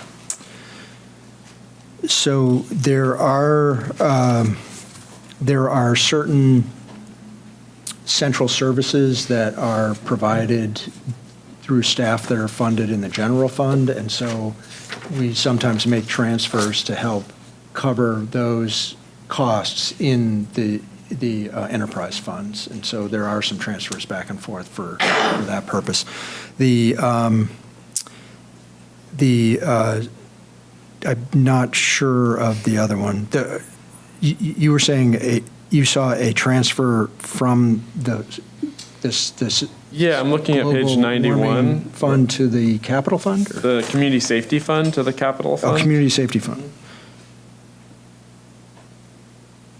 And I don't. Oh, yes. Yeah. Know all these off the top of your head. Yep. I think that was when we did the improvements to the transportation center for the extra fencing around the roof. The roof, that we transferred the select board moved to transfer some funding from the community safety fund into the capital fund so that it was all paid for as part of that project. Thank you. Yep. Great. Oscar? Yeah, sorry. Some things that John reminded me of. Couple things about those deficits for anyone who is thinking this. Obviously, even though depreciation is non-cash, it's still something we want to balance the budget around. And the plan is on the parking side, with the new parking rates, that the budget will balance, including depreciation going forward. So that's good. And the utility deficit, the cash on hand is going to be used for capital projects down the road, and the utility rate study we just did was all about balancing that out. So there is a big expense in, year 4 or 5 for replacing a bunch of stuff, and the rates are set in such a way that if the projections hold, it'll all work out. So both those deficits, I think we have a plan in place. Yep. And don't expect them to be a problem going forward. Thanks, Oscar. And I concur. Are there any more comments? Amanda, do you have any comments? You don't have? I don't. It's May. We're looking at May. I look forward to looking at June and July. And I think it's hard to remember what was going on back then. So it's I think the end of the year will also be quite helpful. Yeah. The quarterly discussion that's happening in. When's that happening? I think August 5th. August 5th. Okie doke. And that's the one with Bonnie? Yeah. Okay, cool. All right, so are there comments from the public? I see Dick, I see Kate.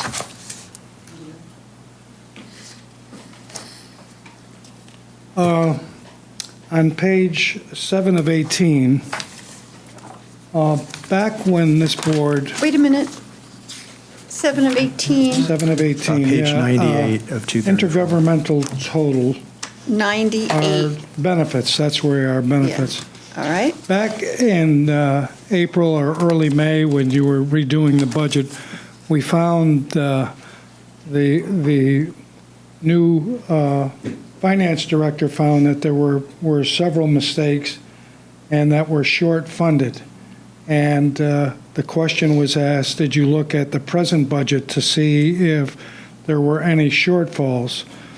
And when I look at Social Security and I look at retirement, Social Security is underfunded by $128,000, and employee retirement, $216,417. My question is, how can these be so off when these figures are actually put together before when you receive your budget? And this is only July, and you're talking about roughly $344,000 shortfall in these line items. How could that happen? Well, first of all, this is for May. John, do you want to comment? Yeah, no, this is not for July. This is for May of last year. So that is the key. I guess I would say that the best thing might be to do is to hold your question for when we do a review of the entire year, and we'll see the total accumulation across the whole year. I think what you're pointing out is correct. There was some underestimating in the budget back a year and a half ago, and so we did manage to cover a lot of that through pulling back on things, and then also we're obviously very good on the revenue side. So I think it's going to work out when we look at the end of year figures, but that's what I would urge you to wait until we see those to analyze that. Kate?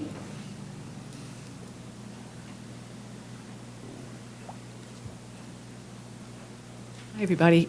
Kate O'Connor, Brattleboro. One little request, which I know I'm not going to get, but I really wish that you would use actual under actuals and not receivable numbers, because it just doesn't make sense to do a budget to actual budget and not use actuals. It's confusing, and the fact that you have to put asterisks and all this stuff, that just would make life a lot easier for all of us. And to case in point, and I know I'm zooming ahead to something, but under the EMS revenue, we have actual at 1.462, 1.4 million on page 2 of 18. The fire department, and I really appreciate what they've done, they've actually given us the actual collected from July 1st, 2024 to June 30th, 2025, which is $899,651. Which is $62,000 more than we anticipated. So I think that's just what's really confusing to people, that there's in the town official finance report, it's the receivable number, but the actual number is different. And again, I really appreciate how the fire department does it. So traditionally, we always have the actual and not the receivable. John, you want to talk about accounting methods, and what does Bonnie prefer? I'd love to. I hate to punt on this again, but when we have Bonnie Batchelder, our finance consultant, here at the next meeting, I think that would be a great question for her.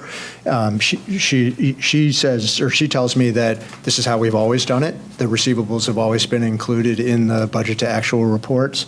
So that would be a change that you're asking for, and we could maybe see what she thinks about that. We do have to.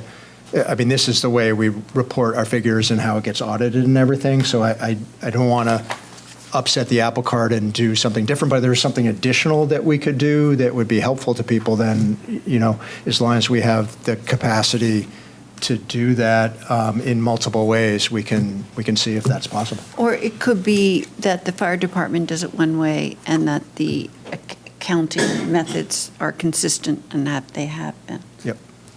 Oscar? Yeah, John and I talked about this week, and we can confirm with Bonnie, but it sounded like because we are at least now using and I don't really know this stuff, but the modified accrual accounting method, that's the form the numbers take, and that's how they come out in the report. It may be there's something we can do to do it differently, but our compromise as of Tuesday, or not Tuesday, last Tuesday, was to come up, to at least have the memo in the front, have the table with the actuals for the things that are, and so it's not as convenient, but at least the 6 things in the big table that are receivables are in the memo, and what the actuals are is there. So we can see if there's a better way to integrate that, but at least the info's here. So Oscar, what you're saying is that it's both ways now. It is. I mean, it is a little confusing, or maybe just for a non-accountant, to look at the report and see a grand total at the end that includes actuals and receivables and whatever. I certainly made that mistake the first time, where I thought, we're 10 months in and we've gotten 1.4 million in actual receivables from EMS. We're going to blow the doors off. So I think we can work on this. We can keep trying to find the right balance that also does it the way Bonnie, the accountant, says it. And let's not make too much work for ourselves in the process. Of course. Britt? I just want to... Name. Frick Sprite, District 9 Rep. I just want to appreciate the fact that with the scale of what you're dealing with, you have to do accrual. In my tiny business, I do a cash basis, but there are aspects that are accrual anyway in this minute scale compared to what you're dealing with situation. So, yeah, if you can come up with some actual numbers as well, but they change every day. The accrual numbers are the more stable and relevant ones. Well, thank you. We have a vote for accrual. All right. Not a vote for it. It's a recognition that that's what you need to do, and that's where the more useful data is, unless at the end of the year there are things that you just haven't collected and aren't going to collect or whatever, but that's another piece of it that is relevant later. Great. Are there any more questions from the public? Are there anyone online? Any further comments from the board? All right, well, thank you very much, John, for this exciting report, and we'll move on. But first, we'll take a break. There we go. And I'll reconvene the meeting and welcome Sue Fillion. Sue, you're talking about the vacant building fee schedule. Yes, yeah, thank you. So the vacant building ordinance was adopted by the Select Board in March, and it went into effect in May. And as we geared up to start sending out letters, and we realized that there had not been an official adoption of fees when there was discussion of it with the previous Select Board, but there had not been an actual fee schedule adopted. We consulted with the town attorney, and he felt that we should bring it back before the Select Board to officially establish the fees. Just real briefly, the vacant building ordinance was established to help abate public nuisance, health and safety hazard, undue burdens on public resources, and negative impact on grand list values, and other harmful effects that arise from vacant buildings in town. The ordinance basically applies to a building that has been vacant for 180 days, so 6 months. The ordinance establishes a couple things. So first, there's a registry.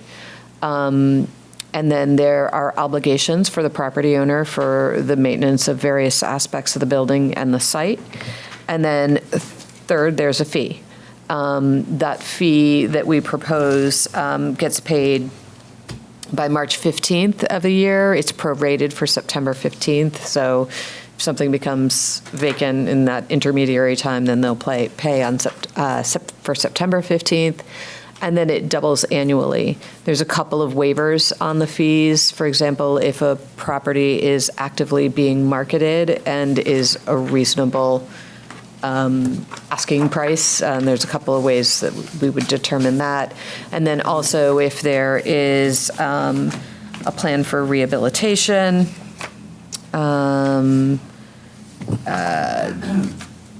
or a plan to substantially repair or demolish the building. So that's it. So I'm coming before you tonight to not only set the fee, but to appoint a building safety officer, which is also discussed in the ordinance.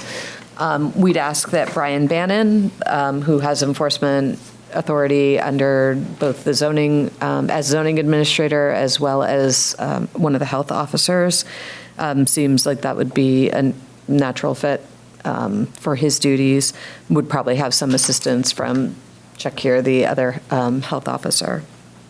And then for a fee schedule, that, as discussed, we are proposing a fee to begin at $1,000, doubling annually. So it'd be $2,000 in the second year, $4,000 in the third year, $8,000 in the fourth year, and then after that, it would increase in $5,000 increments every year after that. So that is, fees, vacant building registration fees are a little all over the place in the state. Burlington is $3,000 per year. They have it done quarterly for residential 1- and 2-family buildings. Commercial buildings are $4,000 for the first year, $6,000 each year after that. Berry is $500 every 6 months. Rutland looks like Rutland City looks to be around $100. We're recommending $1,000 in that we want it to be somewhat punitive. We want it to be actionable.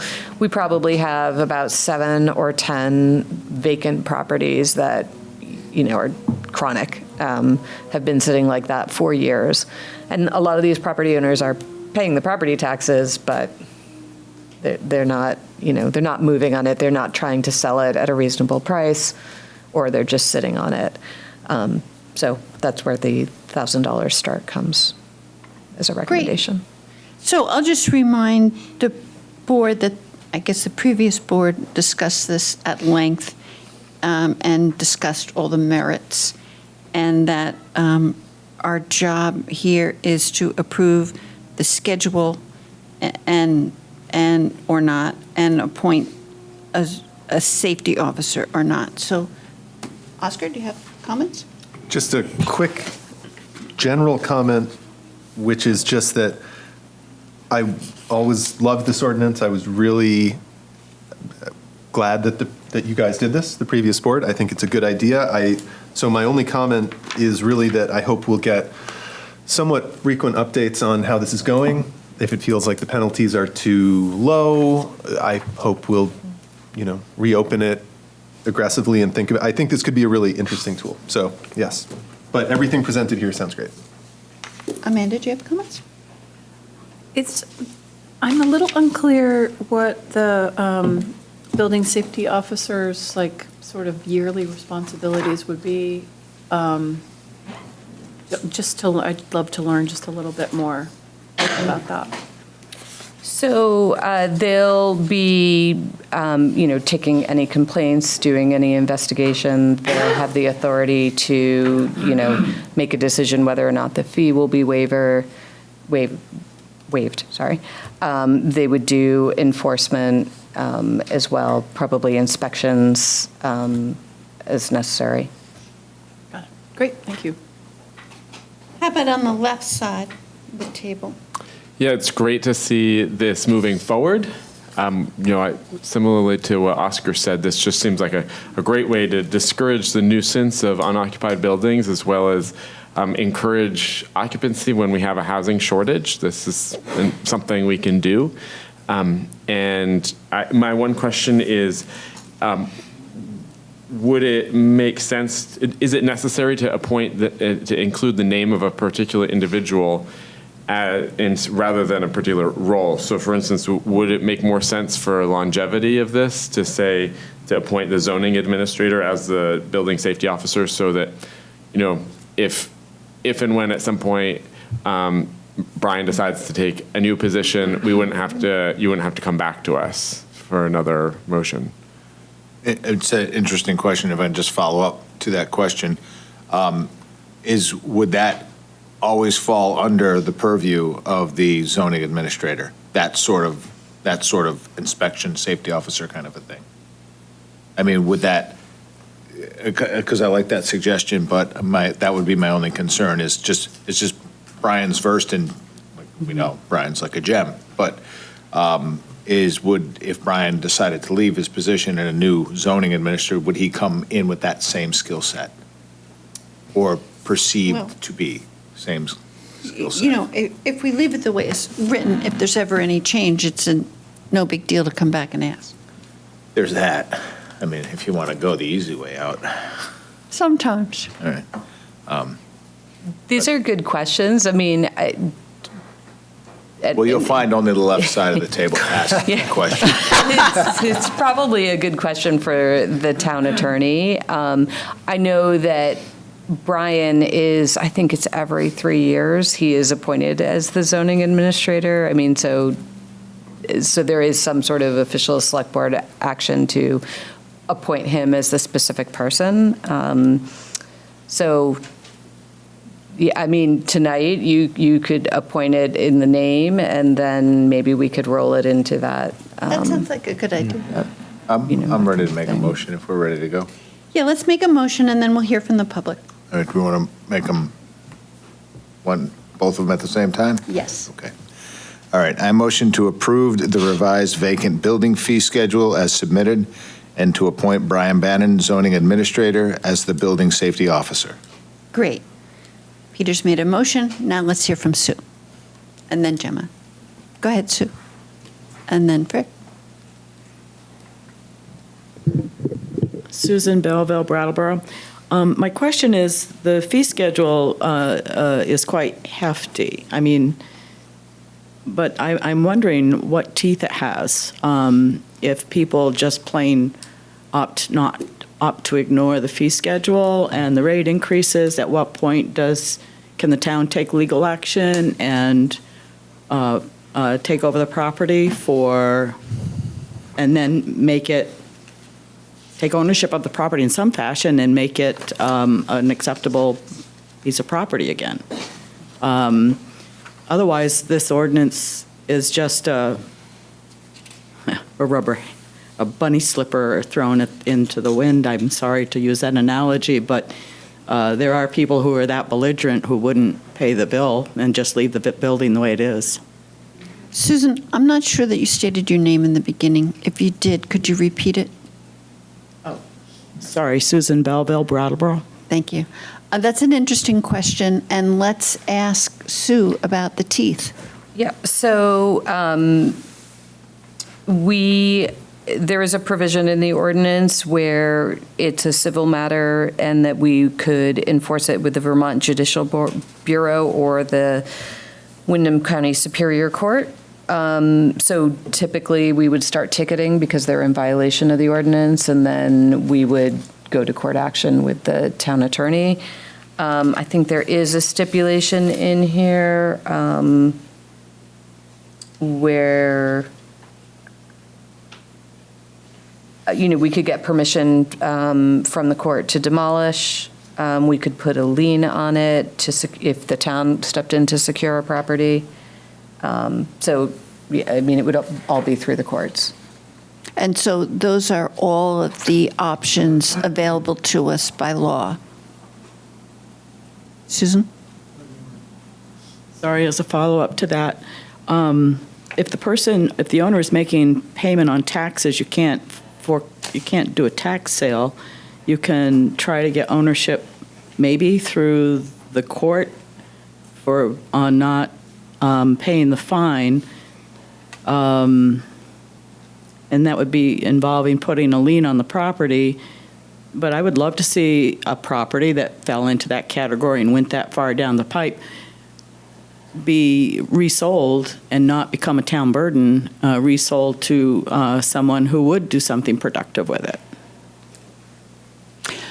I'm sure that we will see how this works. I mean, the point is to be a prod to get people to act. Mm-hmm. And then the property owners who are recalcitrant have measures. Gemma?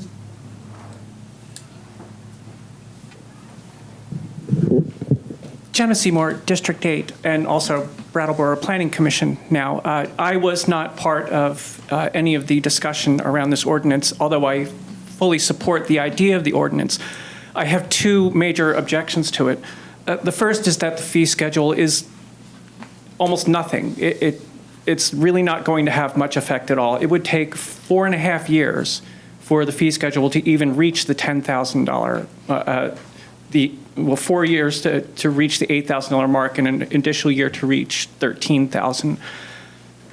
It's nowhere near punitive enough to get people to move on properties. They can sit there for 5 years and, having paid $20,000, something like that, to retain a property that could be very much more valuable than that. Which brings me to my second objection, and that is that the fee schedule is in no way related to the actual assessed value of the property, and I believe that it should be. Thank you. Thank you.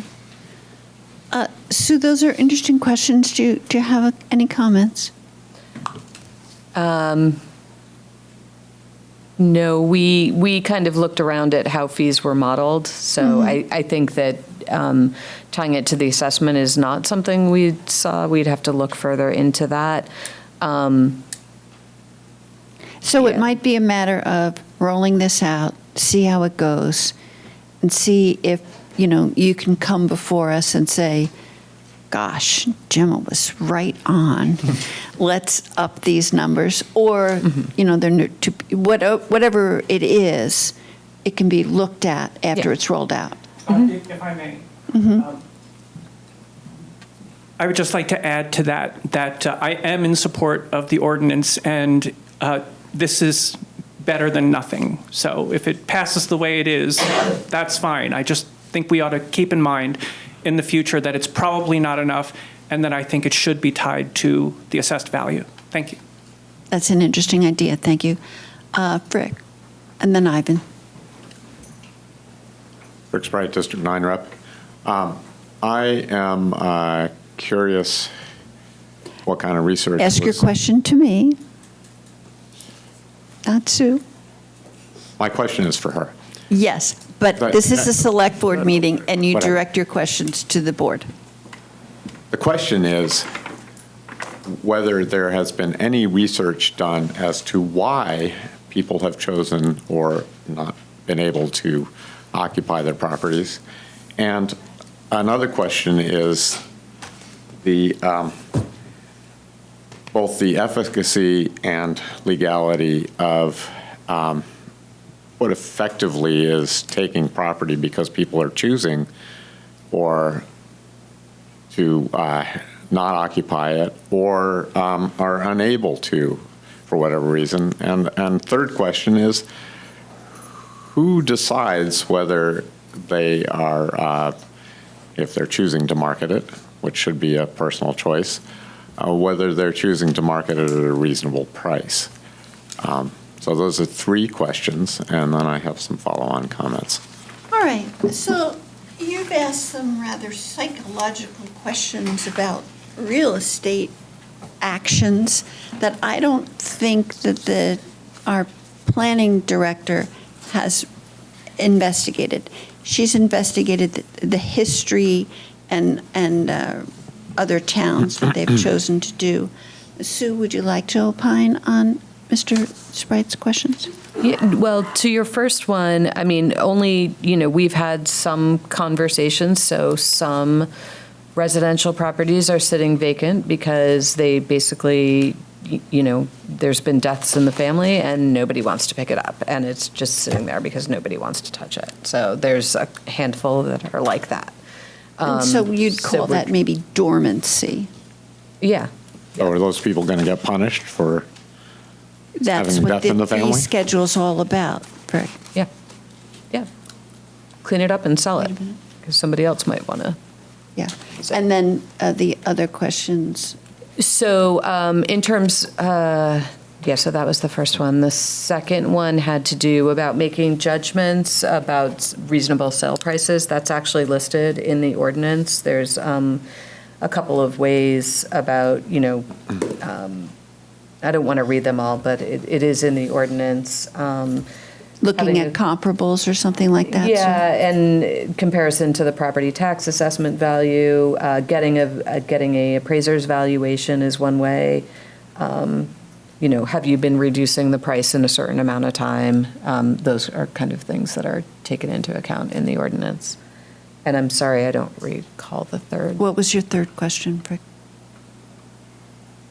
I've forgotten at this point. All right. Well, I just want to say this. I appreciate the planning department's desire to sort of help guide our development of Brattleboro, but there is a point where I feel like we're stepping all over property rights and the right of people, private owners, to do or not do as they please with their properties, and especially not doing. I mean, there is something to be said for having, some rules and guidance as to how one might develop a property appropriately. But if it's already developed and someone chooses not to do something with it, that seems like a huge overstep. And it also feels like, I'm not the only property owner and housing provider who is a little distressed by the punitive nature of many of the public policy approaches to especially rental housing.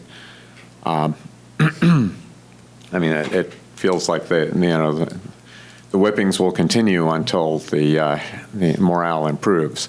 I think this is yet another way to discourage people from becoming housing providers, and I'm concerned about when this is going to start being applied to vacant land as well as buildings.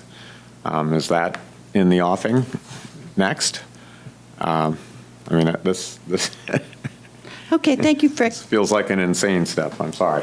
Now, let me just say that the vacant land issue was discussed and rejected when this project was first to the board. And I think generally the commentary when this was discussed and the intent of the ordinance is exactly the opposite of what you stated. This goal is to get vacant and non-secured property secured and/or developed. And if they don't wish to develop it, they can maintain it and follow the rules here. But the goal is for essentially dilapidated and unsecured properties to rectify that condition. I feel if, just weighing in on that, when we were developing this ordinance, right in the center of the bullseye was the Sportsman's Lounge. Yeah. So let's not forget that. That's sort of. You described it as being good, and I believe Home Depot was included in that list, which is No. The Home Depot is secured and follows the rules. Oscar, did you have a comment? Yes. It's probably worth saying that the ordinance was already approved, and we're just doing the fee schedule and the appointment of the officer today. I do remember your third question, and just to cover the bases, I think it was about, is this legal? I assume there was some review done that this has been applied in other places. I don't know if it survived a legal challenge or not, but it certainly hasn't been struck down by the legal system. Is that correct? That's correct. And it's largely based on a model ordinance from the Vermont League of Cities and Towns. Bob has reviewed it. Okay. Yeah. Okay, thank you. Ivan, you're standing. Yeah, you would like to speak? Ivan Hennessy, District 8. Thank you. I'm sorry if this is clear to everyone else, if I missed something. Two circumstances that I'd like clarification on. One is properties in probate. Are they subject to this same process? And does the clock restart with a transaction? So if a property has been, subject to these fees and it gets sold and then sits for 3 months, is that just 3 months of being abandoned or empty or whatever? Or is that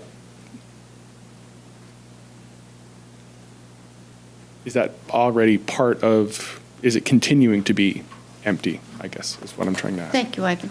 Ivan's asked two interesting questions. Sue, do you know the answer to the probate question or the restart question? So if it's actively, I actually don't know enough about the probate process, so I don't feel comfortable commenting on that right now, because I think that some of these properties are stuck in probate because nobody wants to step forward. So I can't really speak to your first question. I'd have to get back to you on that. To the second one, sorry, it just went out of my head.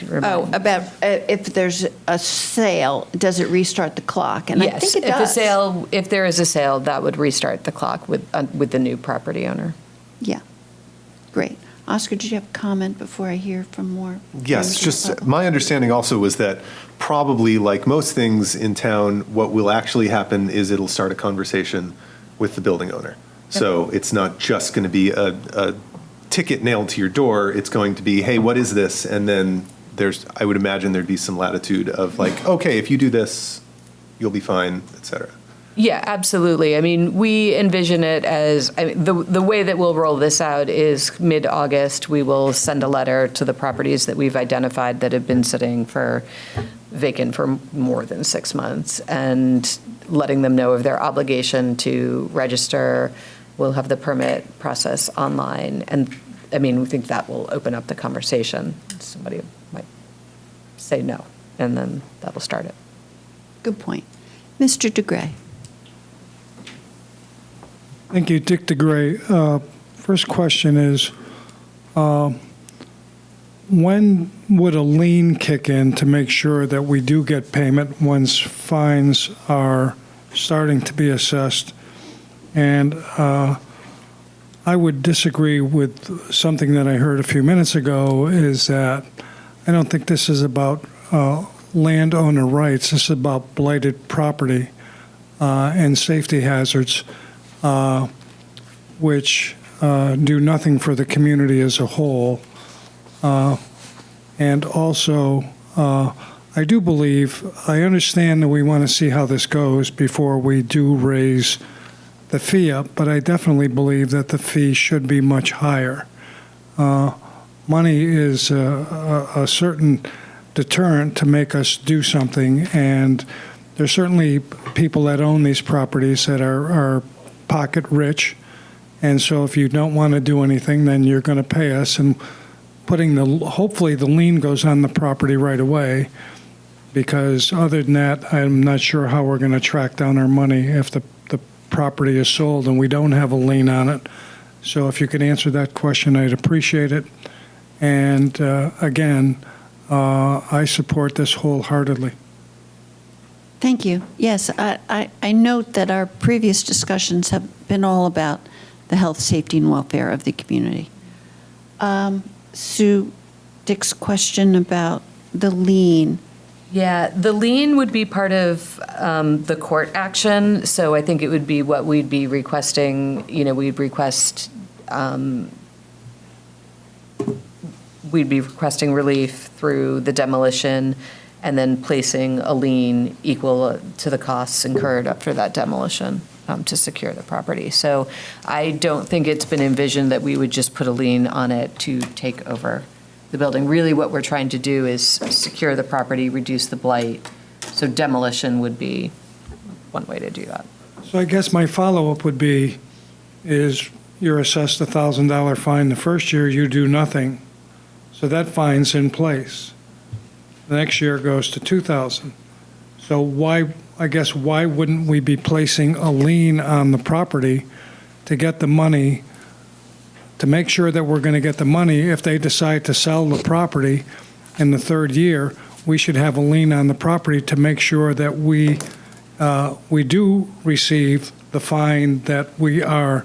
I don't think we should be waiting. If we're assessing a fine, then you put the lien on the property. That way you're at least guaranteed to get your money. I would hope that that's what we would be doing, our first step. If you initiate a fine, then initiate the lien. Thank you. Sue, you'll look I'll at the have to timing speak to and the all town that. attorney on that. Yeah. Sue Belleville, did you have a comment? Susan Belleville, Brattleboro. Yeah, I can speak a little bit about liens and what happens. So if you put a lien on the property and there's a mortgage holder, 99% of the time the mortgage holder will force that owner to take care of that lien, to remove it, because their interests are now jeopardized, particularly around a municipal lien. However, if they don't have a mortgage, the only way to make sure that you're going to see your money is to put a lien on the property in a speedy manner before they can circumvent the process and sell it, and nobody knows what's going on behind the scenes. I'm not sure of how municipal fines are handled with regard to title.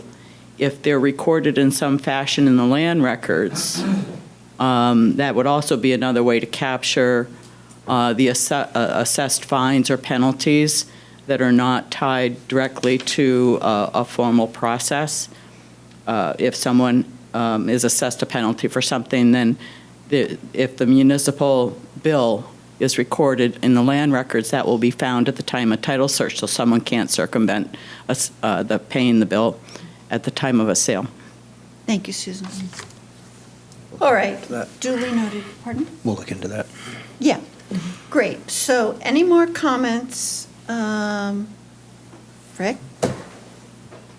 I'll give you a minute because I think it's the separate. You just let her speak again, so I don't know why you're, I mean, Because she just didn't- because you don't like what I have been saying is not No, a reason to. Because Susan had just a follow-up, a quick follow-up, and I'm giving you that same courtesy. Okay. But not in such a courteous fashion. Thank you very much. So I would urge you, I mean, I've gotten a sense of which way the wind is blowing, but I am hoping that some of you at least will be willing to punt this down the road a little bit and have further conversations before you go down a punitive path rather than what I would consider a constructive and community-oriented path. Thank you. So, we've had two people, myself and Oscar, mention that the bulk of this discussion has already been approved by the previous select board, and we are here to approve the schedule and appoint this zoning administrator. We've had a motion. I forget who raised it. Mr. Case. So are we ready to vote? Great. All select board members in favor Do you need of. to read the motion? Oh, yeah, I guess I should. That would help, Jessica. Let's see. We move to approve the revised vacant building fee schedule as submitted and to appoint Brian Bannon, zoning administrator, as the building safety officer.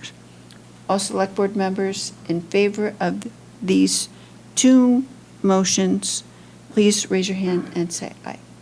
Aye. And that passes 5-0. All right. Thank you, Sue. Thanks, Sue. Thank you very Thanks, much. Fire Department's quarterly report. Yes, we invite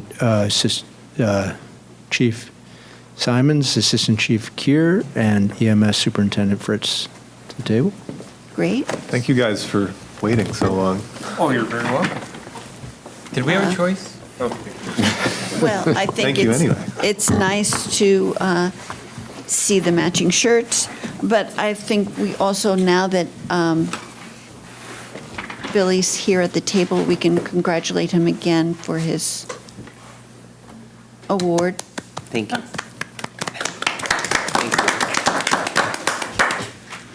All right, gentlemen, take it away. All right, so everybody's time is valuable. We took our, 9-page document and we kind of summarized it so we can get this through this a little quicker and just kind of hit the key highlights off our memo.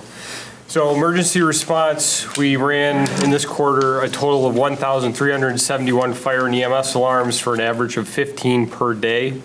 This reflects continued growth in the community needs and the department responsiveness. Community engagement, we delivered CPR, fire extinguisher training, participated in public events such as Touch a Truck, Gallery Walk, school visits, and others, and provided extra staffing during large gatherings. Received community praise for compassionate and professional care. Fire suppression highlights, we responded to 9 significant fire events, including mutual aid for structure and brush fires in Massachusetts and New Hampshire. Some staffing updates. So Captain Dave Emery will be retiring on July 30th after 25 years of service to the fire department. We have a new hire, paramedic Sean Garland, who joined us on July 7th. He's going through his training and orientation process now. Current vacancies, we have 2 lieutenant vacancies, 1 fire alarm superintendent, 3 firefighters with 2 conditional offers accepted. We have 1 firefighter on light duty due to an injury with an unknown return date at this time. Under EMS operations, we've completed our first full year as a transporting EMS agency. This quarter, we did 882 EMS responses, 873 patients were evaluated. The top conditions were injuries, pain, psychiatric issues, respiratory distress, and overdoses. We had an unannounced state inspection, which we passed with flying colors, no issues. They're typically done every 2 years when we get recertified. They just walked in and said, hey, we're here to inspect you today. So there was no preparation other than our normal daily preparation. Our EMS financial performance, so total payments received, $1.15 million. Total EMS cost, for the fiscal year, this is for the whole fiscal year, was $1.14 million. The net cost to provide EMS services was $241,551.57. I went back to 2021 and 2022, the last 2 times that we paid contracted EMS service, and that was $266,000 in 2021, $285,000 in 2022. Reimbursement exceeded budgeted target by over $62,000, excluding that $250,000 startup fund. Billing and reimbursement, we've established with all major insurers working through the remaining Medicaid plans. There's 23 claims, roughly $84,000 pending with an expected $29.5 thousand in additional revenue to come in still. EFT payments streamlined for faster reimbursement. This past year has been nothing short of transformative for the EMS operations of the Brattleboro Fire Department. With strategic planning, strong clinical execution, and relentless commitment from our members and partners, we've exceeded our goals in both care delivery and financial sustainability. We are deeply grateful to our community and town leadership and all the supporting agencies who have made this progress possible. Under fire prevention, so fiscal year 25 highlights, 82 apartment buildings, approximately 600 units underwent initial inspections. 106 joint inspections with the Vermont Division of Fire Safety were completed, including complaints, new construction, and progress inspections. 65 health complaint inspections were conducted. Nearly 50% reduction in fires in apartment buildings, more than 3 units, from 11 fires in 2022 to 6 in 2025. Our rental housing revenue, so we collected $33,300. We were short from projections by $22,950. These estimates are based on approximately 750 apartments per zone across 4 zones. Delinquencies in billing, enforcement, and inspection capacity contributed to the shortfall from that. BFD news and accomplishments. In May, all BFD members participated in a live fire training in Sunderland, Massachusetts. The drills, based on real incidents, focused on initial company operations and communication in a controlled live fire environment, critical for situational awareness and professional growth. Individual achievements: firefighter Chase Ivy completed Fire Officer 1, firefighter Nick Audette completed Fire Instructor, firefighter Andrew Hull completed IFF Hazardous Materials Technician Program. Firefighter Foley earned Advanced EMT certification, and Lieutenant Hubbard, Firefighter Martin, Office Manager Martin became certified passenger safety car seat technicians. Future goals: continuing to expand provider certification and clinical training opportunities, finalizing preparations for the launch of the Prevent program, maintaining a strong collaboration with community partners through situation table, community or project care, and adult care coordination meetings. And we'll take any questions. Thank you very much. I just want to mention that what we approved on consent was receiving a grant from the Opioid Settlement Committee for Billy Fritz's program. Is that called the Prevent? Is that what that is, Billy? No, the Prevent program is a state initiative where we would administer buprenorphine after an overdose reversal for someone exhibiting clinical signs of withdrawal. So that is a separate program. The opioid settlement funding would be for community education on Narcan, CPR, first aid, stop the bleed, training for that. Great. Thank you very much. You're welcome. I don't have any questions other than to say good job. Do other select board members have questions and comments? Thank you. Oscar. Yeah, I also thank you guys, and thank you for this report, which I love. Just a quick note again, and I keep harping on this because I think it's such good news. We are the $899 in EMS reimbursement that backs out the $250K actually undershoots that number is much better than it seems because we didn't have any FY24 money coming in the first couple months. So I'm still really optimistic about next year, and this is going really well. And thank you all for all your work on this. And then I had one question about the vacancies. I was just curious what the experience has been. Does it seem difficult to hire? Are we having trouble being competitive, or is it just a sort of a slower process? Kind of all three. So, there was a time in the fire service where the line was out the door. Like, you'd be lucky to get a fire service job. That line's much shorter now. And we work really hard to make sure that we vet our candidates so that we have the right people for the right positions. And that process does take time. So it takes, the hiring process takes 30 to 60 days between the initial interview, an oral board, the testing process, and then the final selection. From there, depending on their experience level, the orientation takes another, 6 months to a year to get them fully on the line operational. Great, thank you. You're welcome. Anyone else? I'd love to ask a little bit more about patients that decline treatment or transport. Is that comparable to other communities so responded to 882 EMS calls, evaluated 873 patients, 114 patients declined treatment and or transport. What does that look like in the moment? Yeah, I'll take a stab at that, and then Billy can add whatever you like. So it's very common, and as EMS has really progressed, we provide a lot more kind of in-home care. So, 911 is utilized for everything. And these can be, I've done things like somebody calls 911 because they're too hot in their apartment, and we open a window and put a fan in the window. They're like, okay, I'm good now. They can be service calls for, I need help hooking up my oxygen, or I ran out of oxygen, I need help with that. So they don't all necessarily facilitate a transport to the hospital. They just don't need that level of service. So there's a lot of things that we do on the scene. Another scenario that happens often is there'll be a third party that calls for an ambulance, but the person they called for doesn't actually want the ambulance.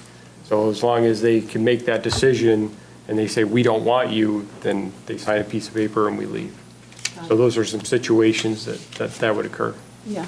Billy, you want to throw anything in there? Or is that... No, I would agree. There's also many of our overdoses after they have either received bystander Narcan, or we have received Narcan, or we have administered Narcan to them. Sometimes they'll decline treatment and transport as well. That's really where the Prevent program, I think, has a great hook to be able to help some of those people who don't get transported to the hospital but still are experiencing issues after a substance use disorder overdose.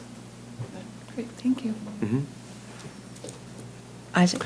Thank you for your service, for your department's service to our community. And I wanted to highlight the fact that, I may have mentioned this at a previous meeting, that despite the fact that you have seen a significant increase in total EMS calls, you've decreased the response times under 4 minutes. You've gotten that down. And I know that, a minute can make a big difference in someone's survival. So really appreciate your work on that. Thank you. Good point. All right, let's open it up to the public. Are there people from the public who'd like to speak? I see Mr. DeGray and then Ms. Fisher. I was going to ask these couple of questions during the budget process, but since you're here in person, I said I'll save them for you. You gave such a detailed report on the EMS collections. Can you give me a close guesstimate as to where you are at the end of the year for overtime, and then total expenditures for overtime? And then something that really caught my eye was training, which is budgeted at $30,000, and at the end of May, you've only spent $6,000. I found that to be a little bit odd, that only a small portion of your training budget had been spent. So I have a question for your question. When you asked about overtime, are you looking for the total EMS overtime or the total fire department overtime? Because it's total overtime in the budget, it's not. That's a Okay. firefighter item. Yeah, okay. I don't have that number in front of me, so if I had the budget in front of me, I could tell you. So I can't answer that one right now. What was the second question? I'm sorry. Training. Oh, training budget. Training. Okay, training budget. Training, that an insignificant amount of money has not been spent on training. I'm going to defer that one to AC just because I wasn't here for the whole year and I don't really feel comfortable answering that question. Let me just note that there has been training, and perhaps it has been more affordable than the budget indicates. Yeah, you're 100% accurate, Liz. And a lot of times what we do is utilize training grants and opportunities from Vermont EMS and through the Division of Fire Safety, and utilize our training resources where we can get free training.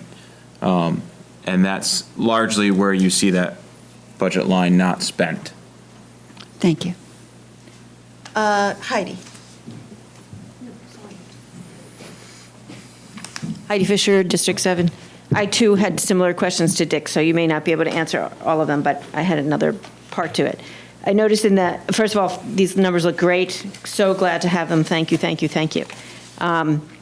In the May 25 fiscal year budget piece that we were looking at earlier, it says overtime was $593,365. And in the fire quarterly report, which was the whole year, if I got that right, it said personnel was $877,933. And I wondered, does that include overtime, that number? It does? Yes, it does. Okay, great. And then I was also going to ask how that breaks out for EMS versus fire. But it sounds like you don't have those numbers. Heidi, I'm not sure that they're able to answer that question. Right, that one I heard him let's just ask. say. Yeah. Yeah. But that personnel number does include overtime. Overtime, yes. Thank you. Yep. Are there other members of the public who wish to speak? Is there anyone online? Anyone else from the board want to say anything other than our thanks? Thank you, gentlemen. Always a pleasure. Thank you very much. We need to motion that one? Was there a motion? If you want to accept the. Uh-oh. Wait. Don't move. Uh-oh. Sit back down. Hold that down. We'll sit back. I'll. Yeah, Peter, All right. save me. I'll motion to accept the fire department's quarterly report for FY25 quarter 4 as presented. Great. All select board members in favor of the motion, please raise your hand and say aye. Aye. Now, thank you, gentlemen. Okay. I think that's it, unless there's one more motion that we need. Isaac? I move to adjourn this meeting. Great. Isaac has moved to adjourn the meeting. All select board members in favor, please raise your hand and say aye. Aye. And that's 5-0. Thank you. Thank you, Madam Chair. That was great.